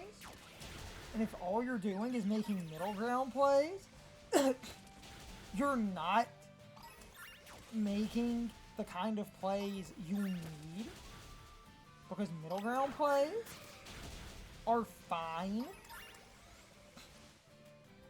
Like, you can make predictions, you can make aggressive reads, but then middle grounds are a good offset, but when an entire battle needs to basically be everything just in your matchup needs to be tied to weird middle ground plays or always making the most aggressive play imaginable, that is a problem.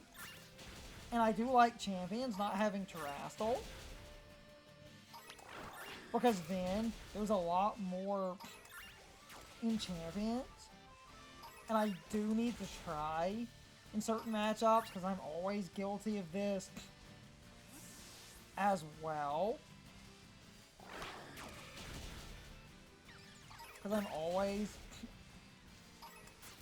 guilty of this, and I do need to get better at this. Seeing people's backline and making a middle ground play in someone's backline. I mean, for someone's backline if the middle ground is a decent read opportunity. Because I've had matches where I've thought about, and I always hate myself for doing it, clicking a move into a Pokemon, knowing someone's backline is going to be a certain thing, getting something to low health, clicking the same move when something is at low health, when even a bunch of resistances at really low health would kill, and sometimes going for those resistances at low health means you can catch people that swap stuff in. Because people will often swap.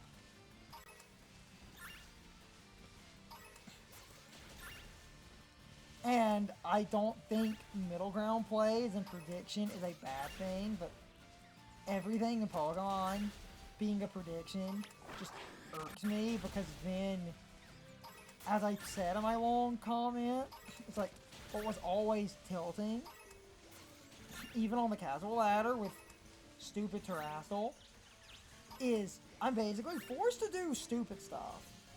And if I don't do stupid stuff, it's normally bad because you have to make those aggressive reads, but then I get tilted because I do stupid stuff, because the obvious type matchup should force you into doing your obvious Terra, and then they don't. It's like, did you predict me, or are you just being dumb? And then I'll lose some matches, and then I'll get more tilted. And then, because I lose some matches and get more tilted, I do some other matches, and then I'm fighting some people, and then my mindset's like, okay, now that I'm tilted, it's like, well, we all know this Pokemon is, like, probably not going to do the Terra because my matchup is fucking perfect, and I just beat you, and by all accounts, I win, and you have no chance in hell if I make the, like, obvious play and predict your obvious Terra, but the last person didn't Terra. So I'm going to make the play that would be good, except if this person Terras, I lose. And then they make the obvious Terra play, because obvious Terra is obvious. And it's like, oh, that just angers me. And it's just this back and forth tilt loop, because you then have to predict like 50 million types, and no Pokemon has a play to be realistic versus every single type that anything could become, unless you only run your safest middle ground option. Oh, as a middle ground, instead of going for the most aggressive play and hitting them with super effective damage that would eviscerate their Terra, or hitting them with the neutral damage that would eviscerate their Terra, I'm now going to pick the most middle ground damage, where I'm not optimizing around the Terra type as much, because the aggressive read means I'm clicking something that if they do not Terra, I've clicked a stupid move. If they do Terra, I win. So now I'm going to think about, okay, to test the waters, I'm going to unfortunately have to click this move. And even then, that's the other issue, is you click a move, and the move you click might be the 1 in a million. They do Terra, but they're not the type you expected, and the move you clicked is then resisted or something.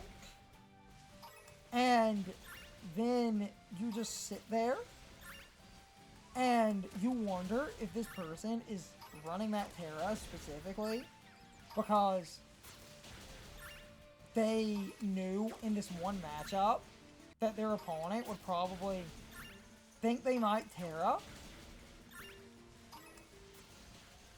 and then pick a weird middle ground play using the coverage that is available on something, because something gets like one good coverage move, and they pick the like one type that's super good into that type of coverage, and it's like, did you do that because of this matchup, or did you Terra because that's like just something you did, and your weird ass Terra type has nothing to do with this counter? It just screwed me over, and if you're only making the middle ground plays, you are not in a good position, because then your predictions need to be, do they Terra? Do they not Terra? Do they swap? Do they not swap? And in a bunch of matchups, it just becomes really tilting to have, as I always, my, like, saying, especially with the Terra stuff, was always, I had all the pieces in the right places and I still lost because someone becomes this Terra type. And then, if you see this one Terra type, you might commonly, when you start running into something, expect that Terra type. That goes back to what I was saying.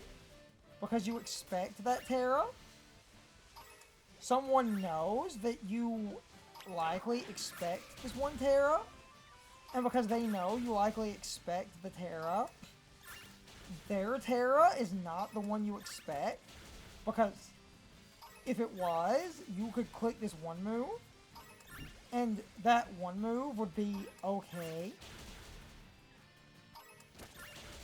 So, they pick the type that absolutely screws them over, and screws you over, but screws them over in most other matchups, and that's like the Terra problem.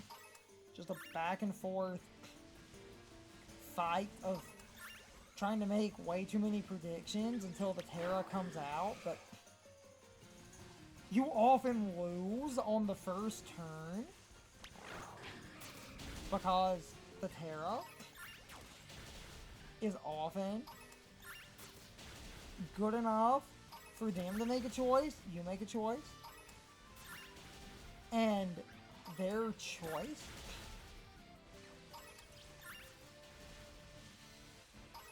basically is, you know, what destroys you. Now, I mean, you could always be on the, like, receiving end of a victory because you do weird crap, but Terra, that's why I open Team Sheet at the Terra type, because that is just a logistical nightmare. Because that was best of one cheese to the worst degree. Because there were Pokemon that had the obvious Terra types, except because the obvious Terra types were obvious, people would anti-meta by picking the Terra types that countered the types that people would use to counter the Terra type. So, this thing, by all accounts, should be this Terra right here.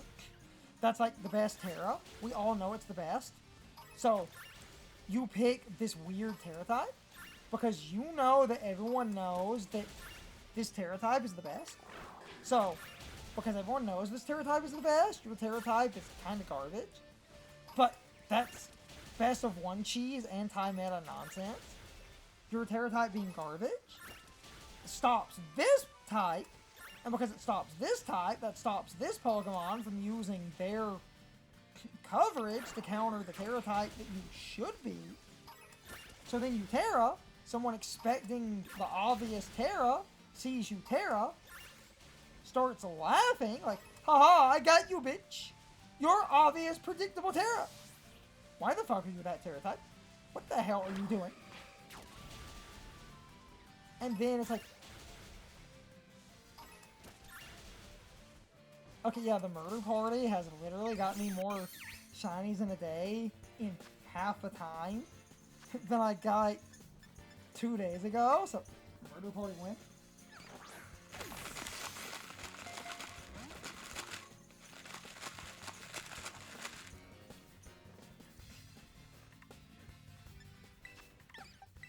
But basically, the Terra type thing,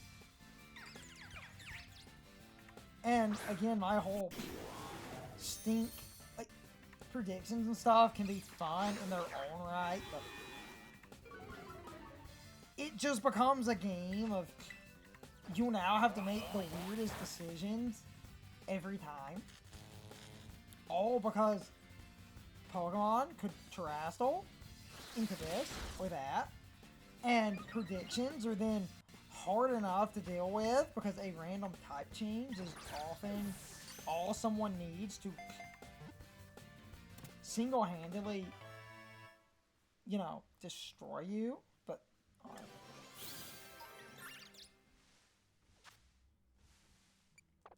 no nicknames. Six is marked. Not marked. I'll check the size after this, as I've said.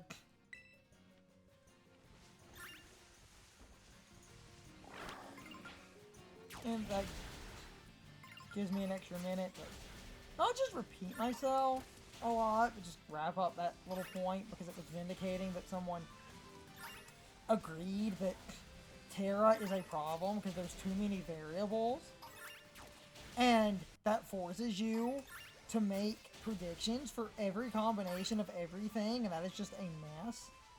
Versus making a prediction for what your opponent has in the back, which is a lot easier to play around and still a nice surprise. And still gives the game a fun level of... Yeah, we got that like halfway. That's pretty good. It still gives the game a fun level of... like... you know, interesting competitive edge in the 4v4 doubles because you have 6 and you bring 4. So, what does your opponent have in the back? Will they switch and will they won't? I think is fine. Terastal just bothers me. And realistically, when Terastal shows up in Champions, I'm probably going to get really tilted because then the logistical nightmare that drives me crazy is going to become true because once Terastal exists, I mean, I can abuse it, and I know abusing Terastal that I'm going to be able to catch just as many people. Even if I pick some more logical Terra types, but then that becomes the biggest issue. Terastal just becomes a mess of anything can now become anything, so you now have to account for the type changing.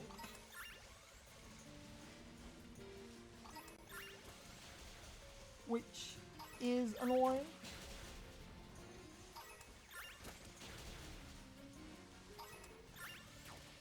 I still think maxing is a worse mechanic though, because maxing just gave too many advantages, which is funny because I had a discussion and someone kind of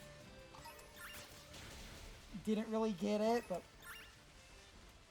my problem with maxing from a doubles perspective, maxing should not give a boost to your ally. That's excessively, like, over-corrective if maxing was just the Pokemon doing it. I would also be less tilted. It's the fact that your ally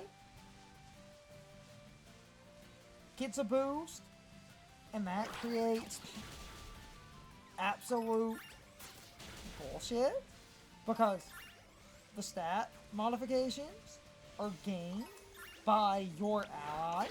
So, you have a Pokemon, and you max, and you click a flying move.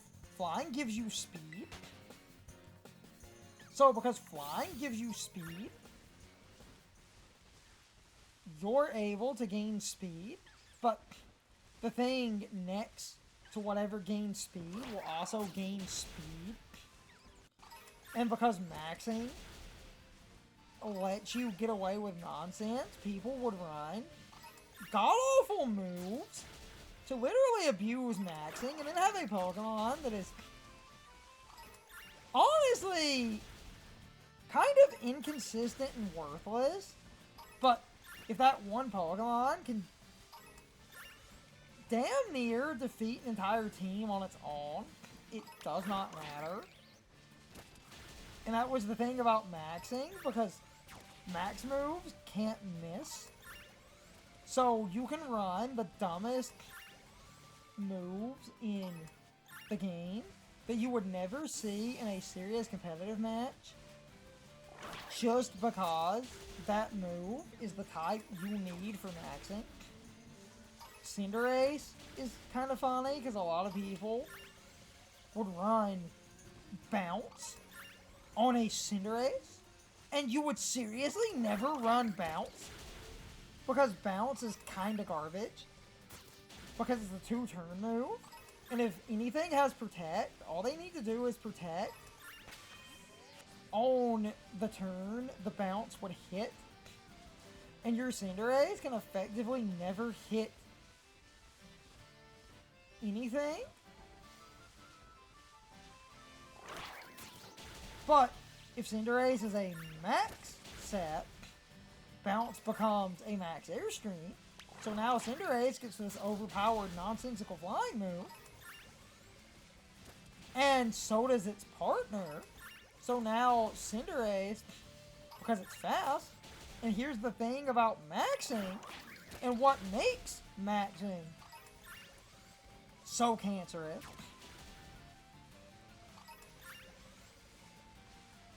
The Pokemon that maxes cannot be flinched or anything. So,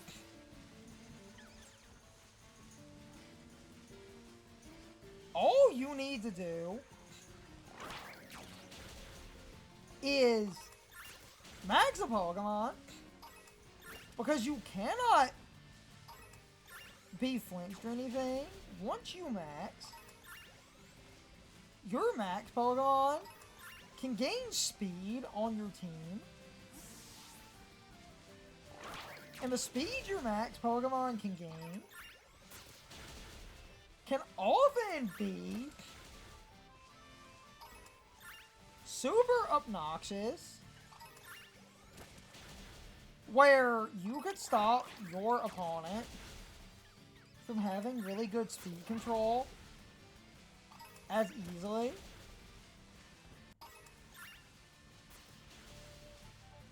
And just have a max Pokemon become stupid speed control, because once you click a max move, you can click it over and over and over again. So, a Cinderace could just click Fly, and every time it clicks Fly, that is more speed. Maxing lasts 3 turns. So a Cinderace using max Airstream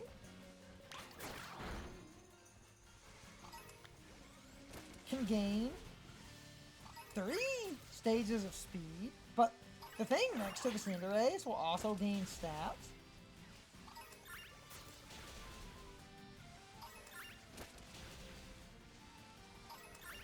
This also means if you had a Cinderace and you had Tailwind support, Cinderace being fast, on top of Tailwind, you would just become faster. And maxing doubles your HP, so even a frail Pokemon like Cinderace can... so even a frail Pokemon like Cinderace effectively has too much HP and can survive hits. And a lot of people, because of that type of nonsense, would basically have a Pokemon that was going to max, hold a weakness policy, and a weakness policy gives you 2 stages of attack and special attack. If the Pokemon using the item gets hit by a weakness, button doubles, you can hit your own side, but this also means you could take a Pokemon and give something terrible coverage so you could hit your own side. And that is the most obnoxious type of dumb stuff that drives me crazy with maxing.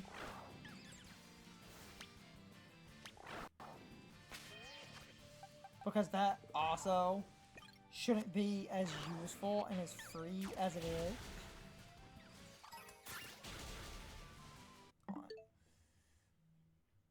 Scratching an itch. Ow. Okay. Like, that shouldn't be as useful. And as free as it is.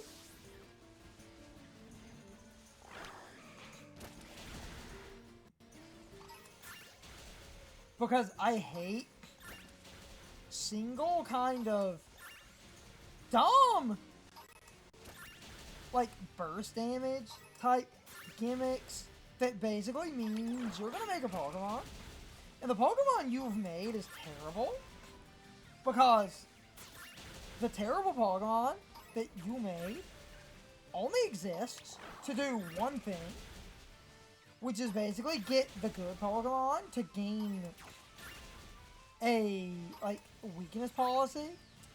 Which means your terrible Pokemon that's terrible kind of becomes a liability if your set fails for any reason.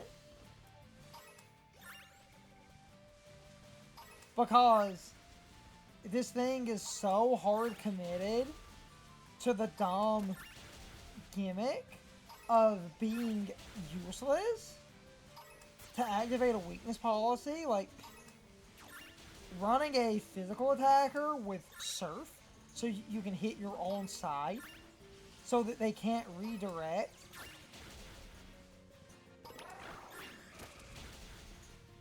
And making sure that the physical attacker doing that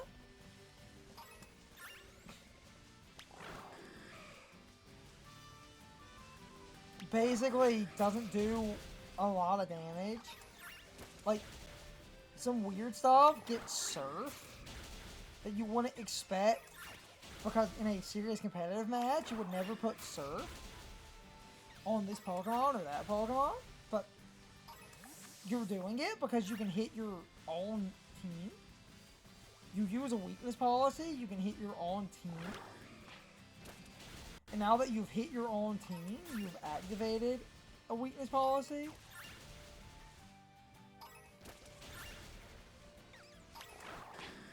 Your big damage dealer becomes crazy strong. And a single Maxmon can boost itself up in a way that really does fundamentally become a little bit too, like, in my opinion, free. And all they would have to do to fix a lot of this, first of all, instead of doubling HP, a max Pokemon should realistically only be 50% HP, or if they really want to nerf maxing, you only gain 25% more. That fundamentally gives you some HP to work with, but it doesn't make you insane. And I also feel like the Maxmon should be the only thing gaining the boosts, because the partners gaining stats is my other issue, because that means the Maxmon can make its partner better, and the partner becoming better can screw up, like, synergy of, you know, logical team compositions, because now you have to think about, if this is a Cinderace, they are going to max. They are probably going to have bounce. And if they have bounce, they're going to gain speed. And if they gain speed, the Cinderace is going to give speed to its ally. And if it gives speed to its ally, this thing is going to be faster than my thing.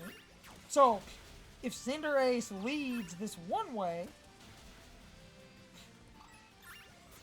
they'll start gaining speed, and because it's a Maxmon, and I can't fake it out, and I have to do as much damage as I can to this Cinderace, I need a Pokemon that can blow up the Cinderace,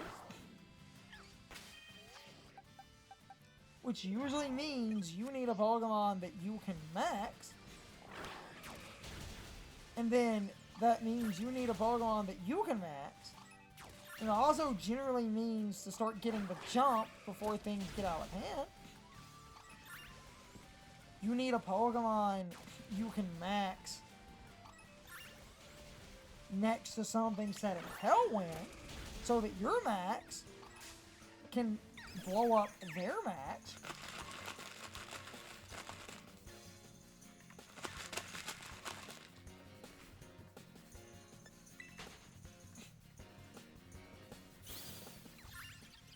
And you just gotta hope your max can blow up their max.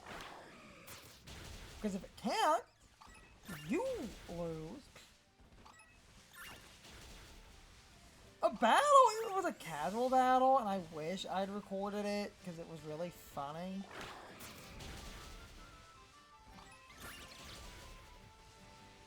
And it's a, Sword and Shield maxing battle. I just found this hilarious. I wish I'd recorded that, but I was just testing some stuff. But God, this battle was great. I'll talk about it right quick. Let me go check the thing. It was a battle. So, this was, now, I was on the casual ladder, but I was playing on the casual ladder when the meta had shifted because of what they were allowing in the game. So, we end up in a funny scenario because people on the casual ladder, when the meta shifts, the casual ladder becomes a copy of the current metagame, usually, because people are testing their teams. We're testing best of one sheet. So, a guy, or whatever, I don't remember the gender of the character model, doesn't matter though. I was trying to do a Trick Room set, and I was setting up Trick Room, and the reason I was doing Trick Room is this was when Calyrex was not allowed, but Glacier and Spectre on their own were. And Glacier was a good Trick Room on, and people were using Trick Room with a Glacier with a weakness policy and being really aggressive. Like, fundamentally aggressive to a...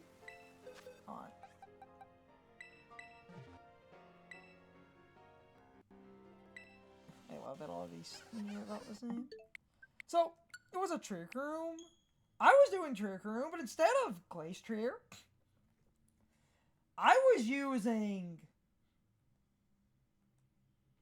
Gigalith, because Gigalith is slower than Glacier. And if you know how Trick Room works, the slower Pokemon goes first. So, Gigalith in Trick Room beats Glacier in Trick Room.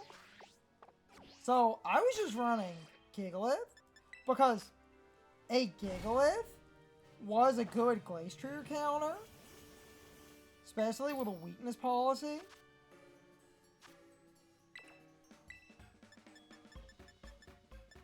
And it was the funniest thing. So I'm like trying to set up Trick Room. And what's funny about the matchup, with a weakness policy, Rock was strong enough at +2.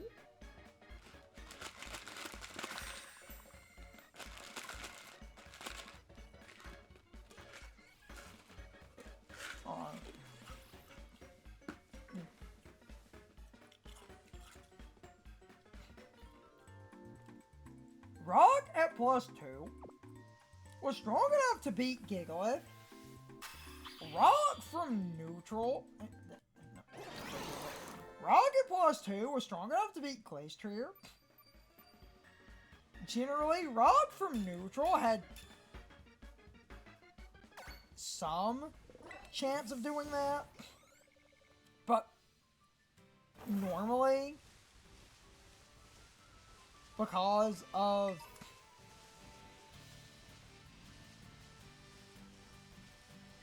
the Trick Room, like, even from neutral, you would generally have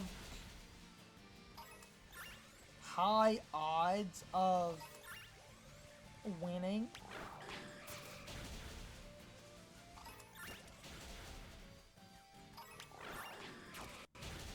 And what's funny about that, because Rock is super effective on ice, and Rock from a Gigalith is Stab. Glacier normally had Ice move, Rock move. Glacier normally had Ice move, Ground move, Steel move, Fighting move. Because you kind of needed all of those. Sometimes you would give up one of those. But all the types that beat Gigalith are non-stab. So, in a lot of rolls, +2 from Glacier, depending on what they click, a +2 from their coverage options would often not KO Gigalith. And Gigalith, even if it missed the KO, what normally happened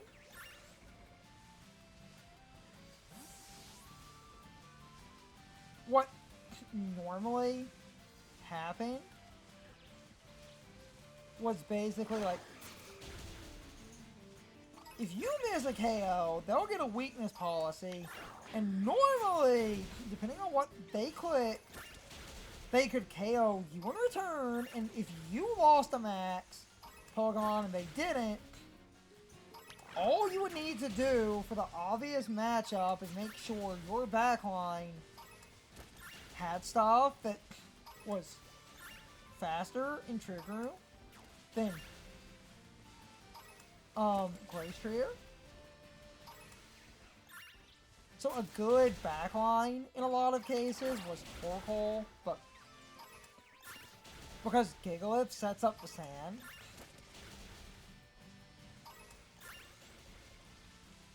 sometimes low HP, the sand chip would be good. And you could also, if you had something with priority Gigalith, priority Glacier, sometimes finish it off at low HP if it wasn't knocked low enough to lose sand chip, but a lot of times you could survive Glacier's coverage. But the battle I wanted to talk about, I was trying to set Trick Room, and the reason I was trying to set Trick Room my opponent had Glacier. And they have Pheromosa next to the Glacier. So I just lead some safe Trick Room setters. Because I know if I max, looking at the two Pokemon in front of me, I'm really happy because I have a weakness policy. And I know a Glacier and a Pheromosa could both activate that weakness policy. And I'm setting Trick Room. And I make the very, like, safe, obvious play. Max Gigalith.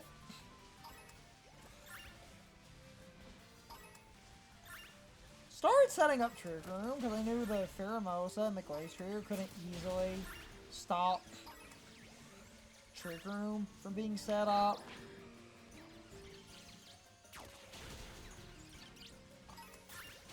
And this person, the turn order is really funny because I'm clicking rock damage into that Glacier because if I max and I get up Trick Room, I was hoping that my weakness policy would have activated ideally before doing damage, but even if I lost my Maxmon, my backline would have probably cleared everything up. So I'm sitting there, and because of the Pheromosa, I'm kind of expecting Pheromosa to either try to do damage that wouldn't matter, and maybe even get kind of greedy, and they want my Gigalith out of there, and they go for the double up, or they try to double up my Trick Room setter, which I think in that battle was a, I think it was a Porygon 2. I do not recall. I think I was testing that one Eviolite set that I made. I think it was a Porygon 2. I think it was. I do not remember. If it wasn't Porygon 2, it might have been Eviolite Dusclops, but I'm expecting the Pheromosa and the Glacier to either protect letting me get up a Trick Room, or, oh, hold on, Johnny, yeah, this works way faster, sweet Jesus. You just go on a tear and you get your shinies crazy quick. I should have done.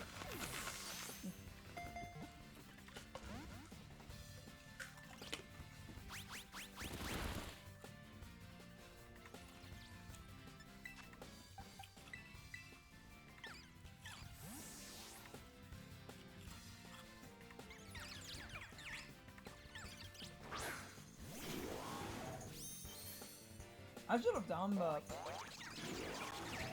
circle murder that first day I did this. I might have actually got what I was looking for. And I'm getting shinies way more consistently. Because the Switch 2 has a higher spawn rate. So if you start knocking things out, things spawn in quicker. Anyway, I'm going to throw the Pokeballs. So, like, I see the Pheromosa, and I'm hoping for the Pheromosa to maybe hit me, because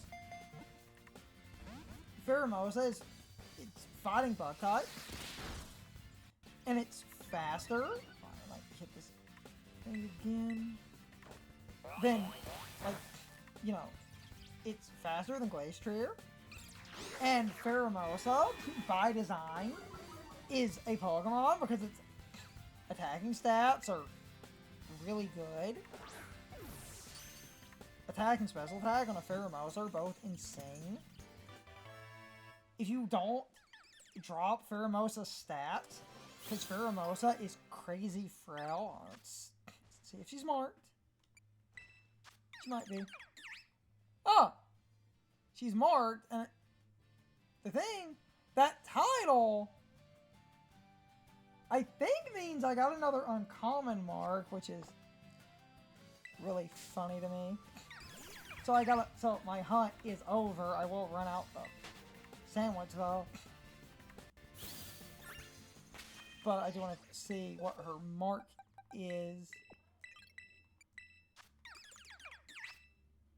Oh, wait, no, when it just, so that title thing just shows up, like, because there's a title, but you haven't equipped anything. Okay, yeah, so that just means there's a mark on something. The title's always the same, so the fact I got the uncommon mark that one day and thought they shared data. Steenee the Early Riser. Works for me. Cool. Alright. Since I got a mark, I'm going to save. I will finish the sandwich, though. That's the end of that hunt.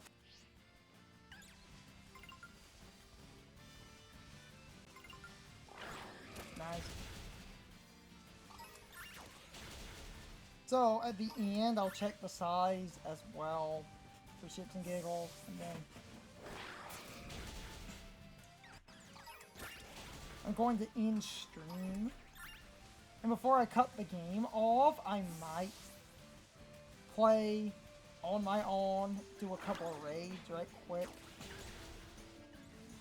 Maybe finish the Eevee training and everything for her after I do some raids.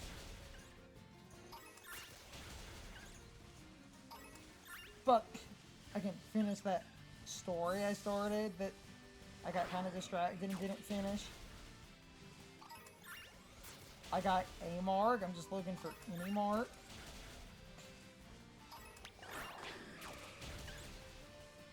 So, I don't care. The hunt be over. Arrgh! The hunt be over. Okay, finishing the stories. I was, like, assuming Pheromosa would get kind of greedy and go for damage, or maybe protect, but most people don't protect with Pheromosa because you kind of needed only damage because Pheromosa was fast. And because Pheromosa was fast,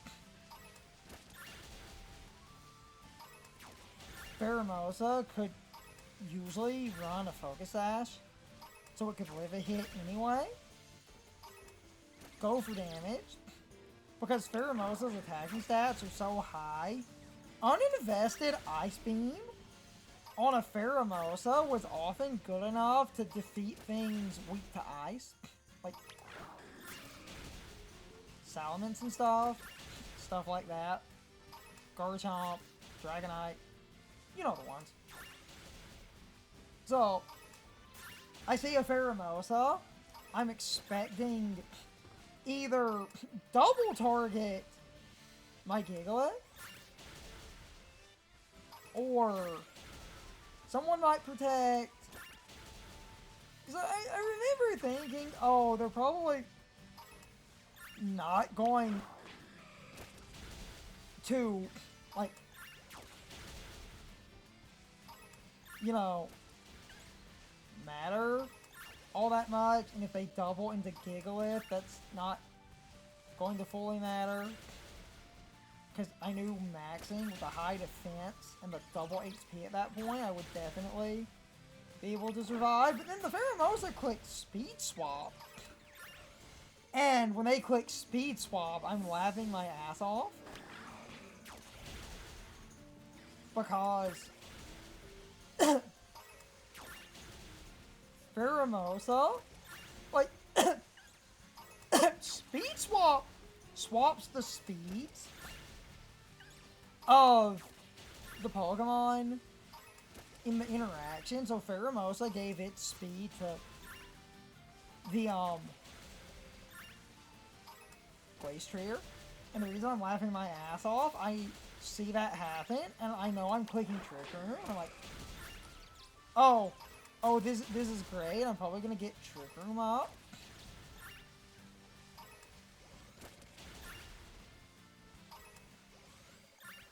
I was kind of hoping that would be the case. Because even with maxing and stuff,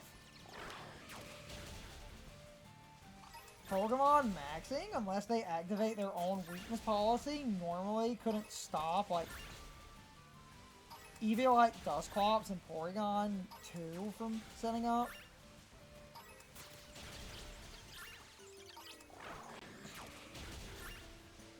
So, they clicked Speed Swap, and I knew at that point I'm probably getting my Trick Room up. And then this person does the dumbest thing. Their Glacier clicks a fighting move. And if you don't know why that's dumb, maxing, fighting increases attack, and poison increases special attack, but those are the worst max moves because their damage is really bad. If you have a fighting move, it's hard to get it over 100, so a move like Close Combat and stuff actually generally becomes weaker as a max move, not stronger. What they should have done to maximize the amount of damage I'm taking, they should have used a steel or ground move if they had one. Fighting is too weak and it's non-stab. So, they hit me, I maxed. No crit, thank God. It activates my weakness policy. And I'm laughing my ass off because I clicked rock damage into their horse. So now I'm at +2. So I hit their horse, but I'm at +2. So my max Rockfall does damage, hits their horse, activates their weakness policy because it will proc, but I'm at +2 and that's a stab move, so they're dead. Pheromosa wasted its turn doing Speed Swap, so Pheromosa is now super slow, but in a Trick Room, I would be faster.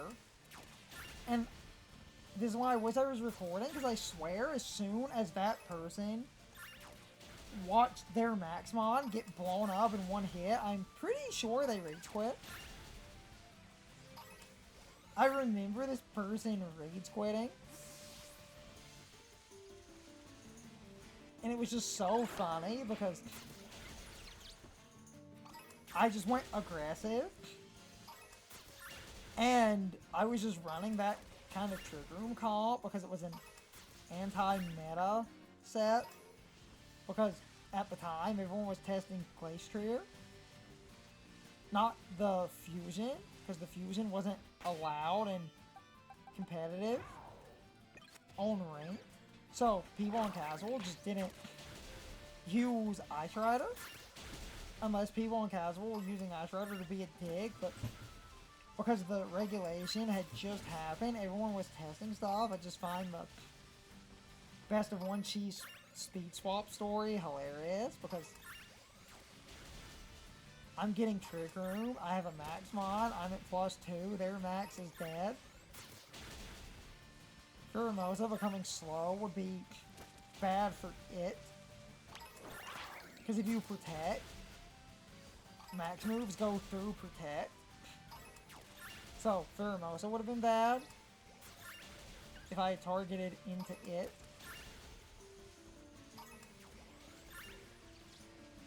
That's like, finally finished that little story before, you know, sandwich runs out and I wrap everything up. But I just find it funny. I think one of those I wish I was recording because that was such a good max Pokemon example of things being easy to, you know,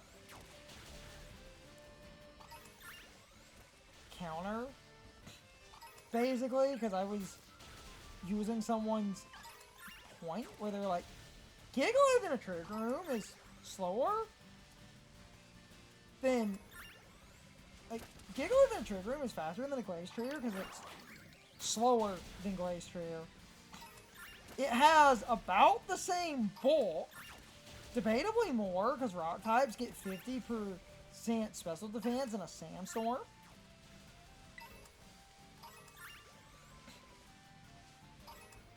Almost as much attack and an almost identical moveset.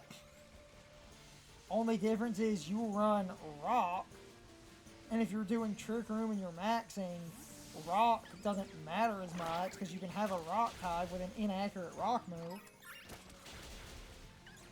Because, like, Rock Slide becoming a max move usually creates a decent scenario because you have the 3 turns and you're just gonna tear up the battlefield with a rock type.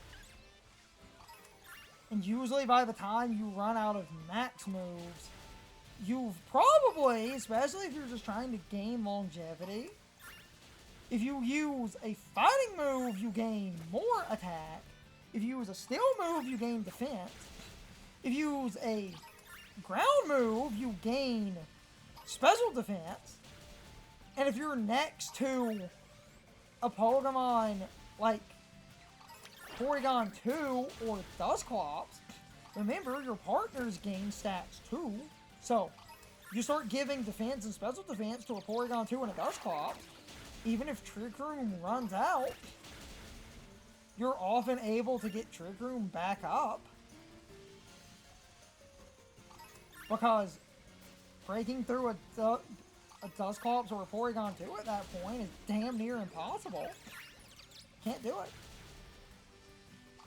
And Rock missing, because I'm pretty sure I had Stomping Tantrum, and that move doubles in power if the move you used previously misses. So on the off chance you miss a Rock Slide and are alive and something can be hit by ground, you could just Stomping Tantrum, and that's absurd. And if it really comes down to it, your backline can also generally be designed around Trick Room getting up or abusing just simple like redirection. If someone were to knock out your Trick Room setter,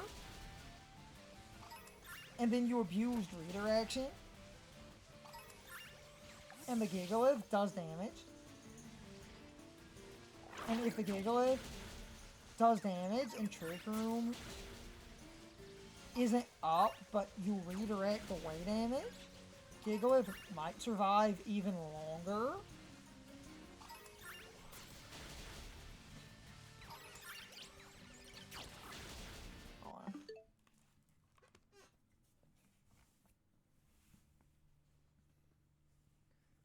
Making a small adjustment for the sandwich ends. Oh, I thought I'd scratch an itch again. Oh my god. Anyway. So, like, that's my...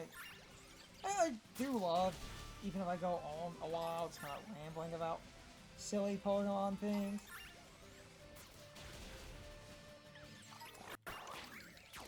I don't like maxing because it enables a little bit too much nonsense, and I've used it for that. And that's why I think maxing is worse as a mechanic than Terrestrial, because that's just changing your type. Changing your type is not super, like, crazy, but changing your type is crazy. It's both, it's not, but it is. Because your fire type is now a grass type. You get every advantage of a grass type. That is all you get. But that means you get every disadvantage of a grass type. Now that your fire type is grass, I can hit it with ice damage. I can defeat your fire type with ice damage. Like, That's all that does.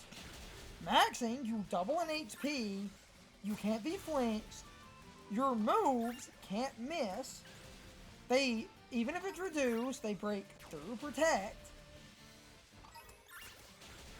If you click a move and it boosts a stat, your ally gets a stat boost. While they're not as strong as Z moves, I've always bitched about this, and before the sandwich ends, I'll do this joking tirade I've done, because I really do feel that they didn't balance maxing at all, because it feels like they thought about it, except in thinking about it, they didn't think hard enough. Like, oh, fighting damage as a max move ups your attack and your ally's attack. Poison damage as a max move ups your special attack and your ally's special attack. We can't have a max Pokemon clicking a max move that gives them more damage, because they could sit there and spam that and become more powerful. So let's make sure that max fighting moves and max poison moves are basically worthless. It is damn near impossible to make a fighting or poison max move 100 power. Most of the time they're under 100, if only barely, so something like close combat usually loses power, not gains. Oh, that's totally balanced. We can't have the damage dealing stats going up while the Pokemon is maxed and using them. That's too abusable. But other moves will increase other stats. Flying moves will increase speed. It's only a speed increase, so what should we make the damage of the max Airstream? Oh, make it so that it averages like 100 motherfucking 40. Oh, that sounds reasonable. Something gets faster and constantly spams 140 damage. And if it's stab, it will be even stronger.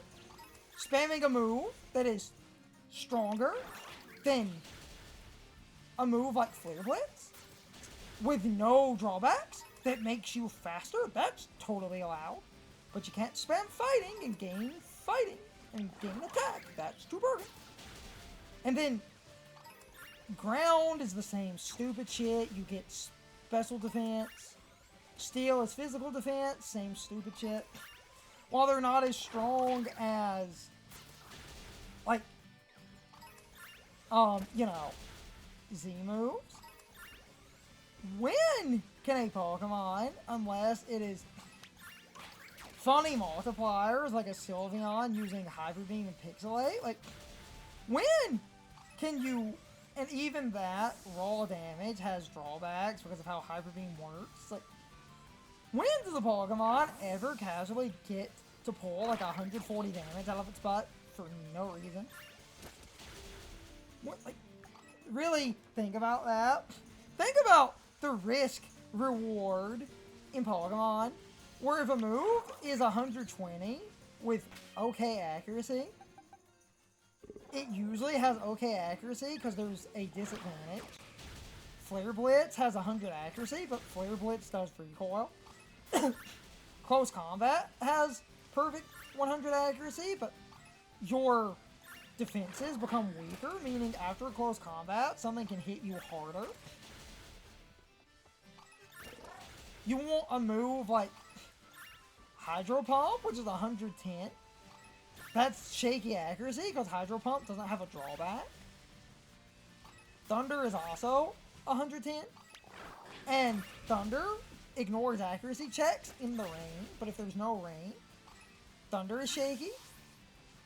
Hurricane, same idea. Perfect accuracy in the rain, because it's accuracy piercing. But if there's no rain, it's shaky. You want coverage like Focus Blast. Shaky accuracy. Here's a move that basically, on average, all of your moves are stronger than Flare Blitz. They can't miss. And they can't even be protected, even if the damage is reduced. And they will account for stab, and you get a boost, and your partner gets a boost. And maxing can also use items. So, now, maxing can't use choice items, but you can use everything else. And I was bitching about the weakness policy. But you don't inherently need a weakness policy. You could middle ground. Your max set can have a life orb. So then, because your max set has a life orb, really think about that. Your max set is a flying type. So it is 140 as a base. You get stab. Every time you click this move, you gain speed.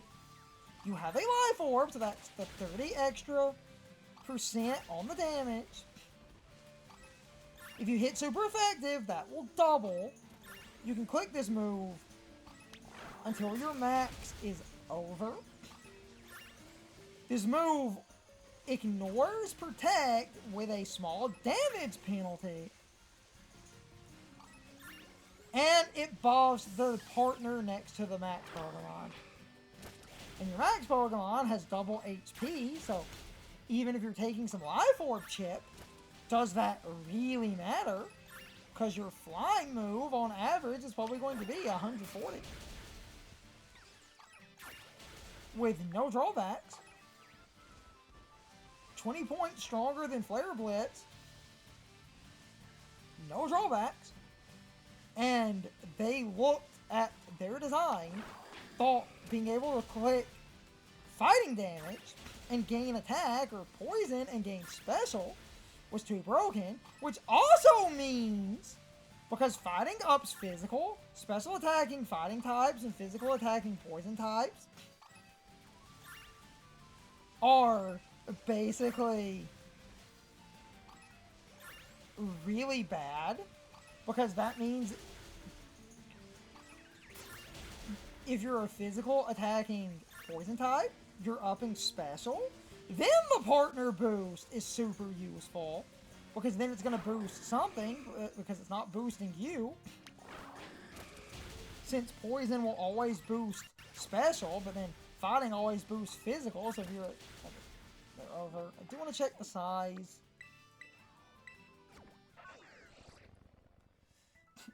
I'm going to nickname... What? That. Do want to check the size for shits and giggles. Then I'm going to nickname her, give her a stomp, level her up, evolve her, then I'll do my outro. I might take a tiny break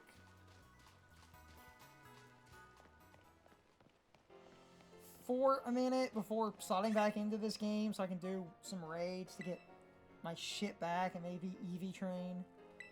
Just for shits and giggles, I just want to see what... Yeah, okay. That's fine. Going to heal.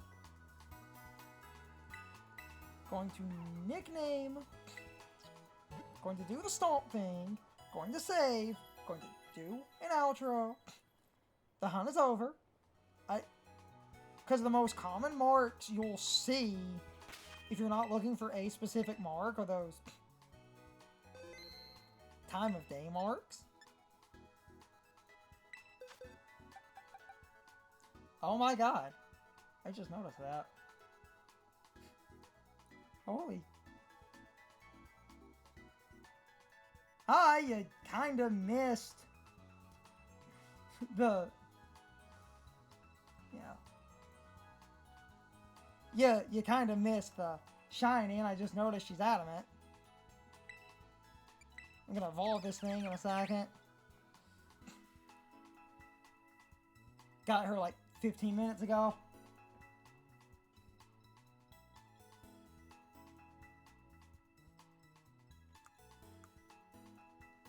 Got the dawn mark because I was just going through any mark because these time of day marks are super common.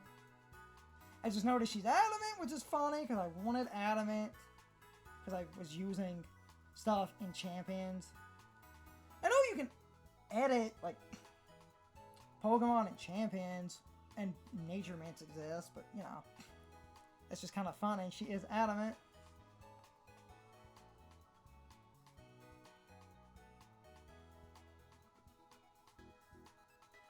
So, was going fine enough.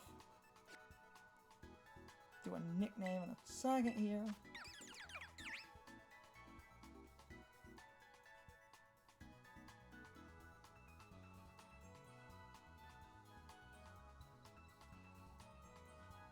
Because I think my stupid, terrible joke will work. Hold on. Need to check my spelling.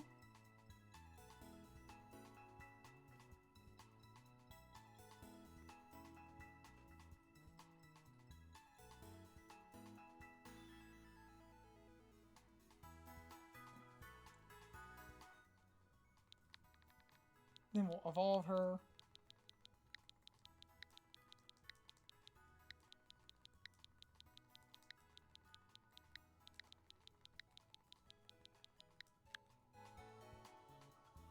I am a stupid, stupid person.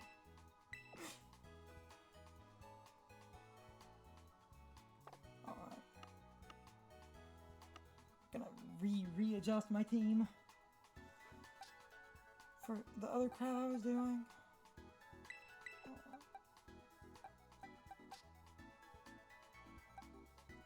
Actually, if I come back and do some raids, that might be convenient to have.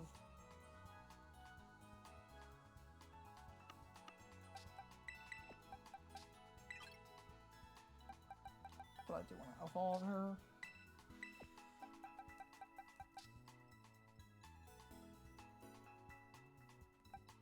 You can go for just a second. Because I am a stupid, stupid person. You need Stomp?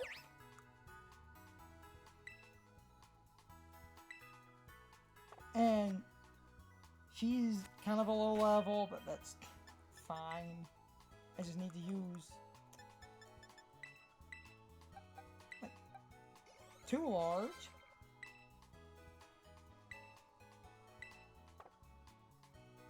There it is.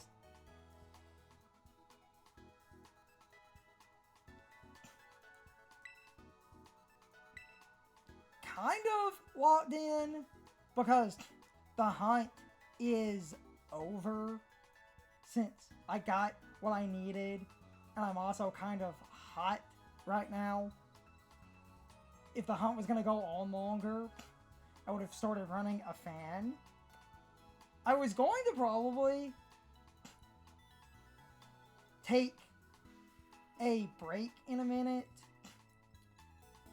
after evolving her, stopping the stream, running some air, and maybe playing this to grind some raids off stream, because I got what I was looking for.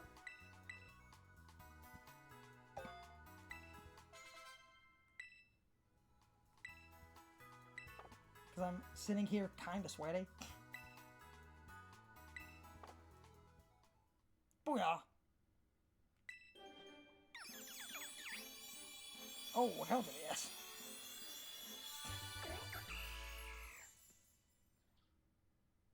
Booyah.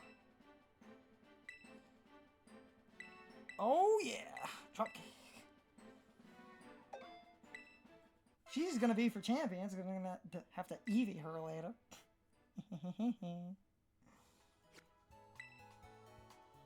Now, I want to check the ability.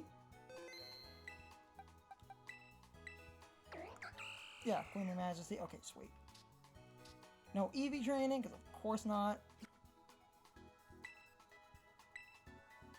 That's good. Save again.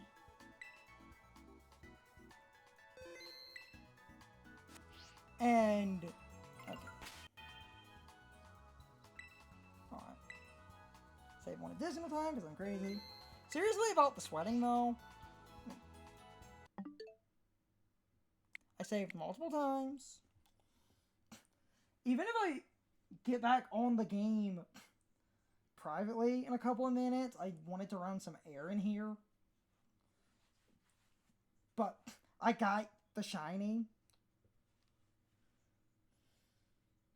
My rule with the shiny hunts, when I get my shinies, I generally, unless I have one or two other things to do, stop a stream unless it hasn't been that long and I feel like EV training something. If the EV training is simple, and usually I try to evolve stuff. She's evolved. So I was about to wrap up before you rolled in.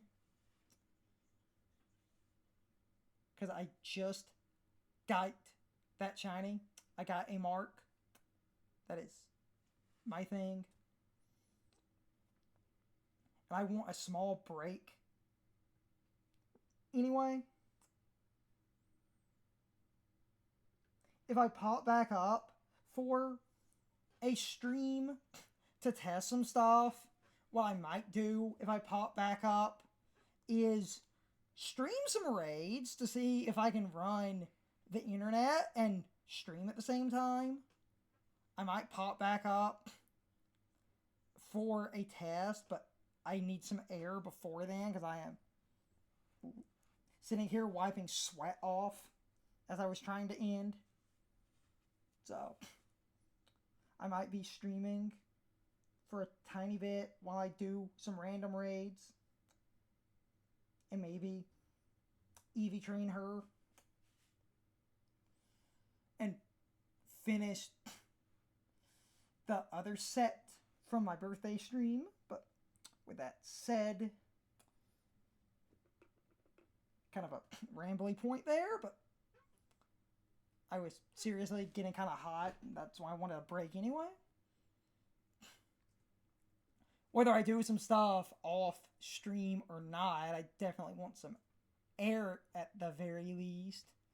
And if I run some air for a while, I might pop back up on stream and do random nonsense for a while just to test streaming and running the internet, like streaming some raids to see if that's stable, because that can vary. But with that said, this shiny hunt is over. Didn't take that long. Today went well enough. This is definitely going on YouTube then. For YouTube, I'm going to, as always, combine my YouTube and Twitch outros where I become the beggar and the vagabond standing on the street corner. I basically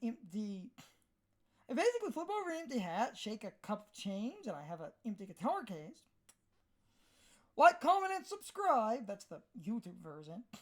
Could you spare a like, comment, and subscribe? Just jingle my change cup. If you enjoyed the stream, the video version, or just any videos you happen to check out, that helps YouTube. For Twitch, while I'm shaking the cup, it's basically follow. Can you spare a follow? Because I would love to do multiplayer with some people if I do some testing to see if that holds up kind of well. But either way, all of this helps. You can find a link to the YouTube channel on the Twitch. On YouTube, I have links to a bunch of stuff, but the Shield Train Express rolled into the station, so as I always jokingly say, all aboard and choo-choo, motherfuckers. For YouTube, in the pinned comment, the video description, are all the different social media links and links to other stuff. On Twitch, there's a bit of a widget limit, but I linked a few things. There's a Patreon, don't feel inclined, but the hard drive I'm using is nearly out of space, and some money would be super helpful so I could get a hard drive, and we need to get a different repair place to look at the one that broke. Also need a extra UPS battery backup. I don't want to force people to give me money, but right now, money I could immediately start spending to get stuff to continue, streaming and recording, because footage has to go somewhere. Everybody knows this. But with that said, now departing the Shield Train Express, and like I always say, goodbye, motherfuckers. But before you go, I'm doing the final rambly part of this outro, because you have to shield. It's just the way it is. That's why I throw in stupid jokes. For YouTube, I hope you all enjoyed the video. And for Twitch, I hope you all enjoyed the stream. And for today, if I do pop back up and do some test streaming, that's not going to matter for the, YouTube archive, because that's always uploaded a day later. But either way, I'm about to stop. So I hope I will see you all next time. So as always, good morning, good afternoon, good evening, and good night, everybody. I hope you come back someday. See you later.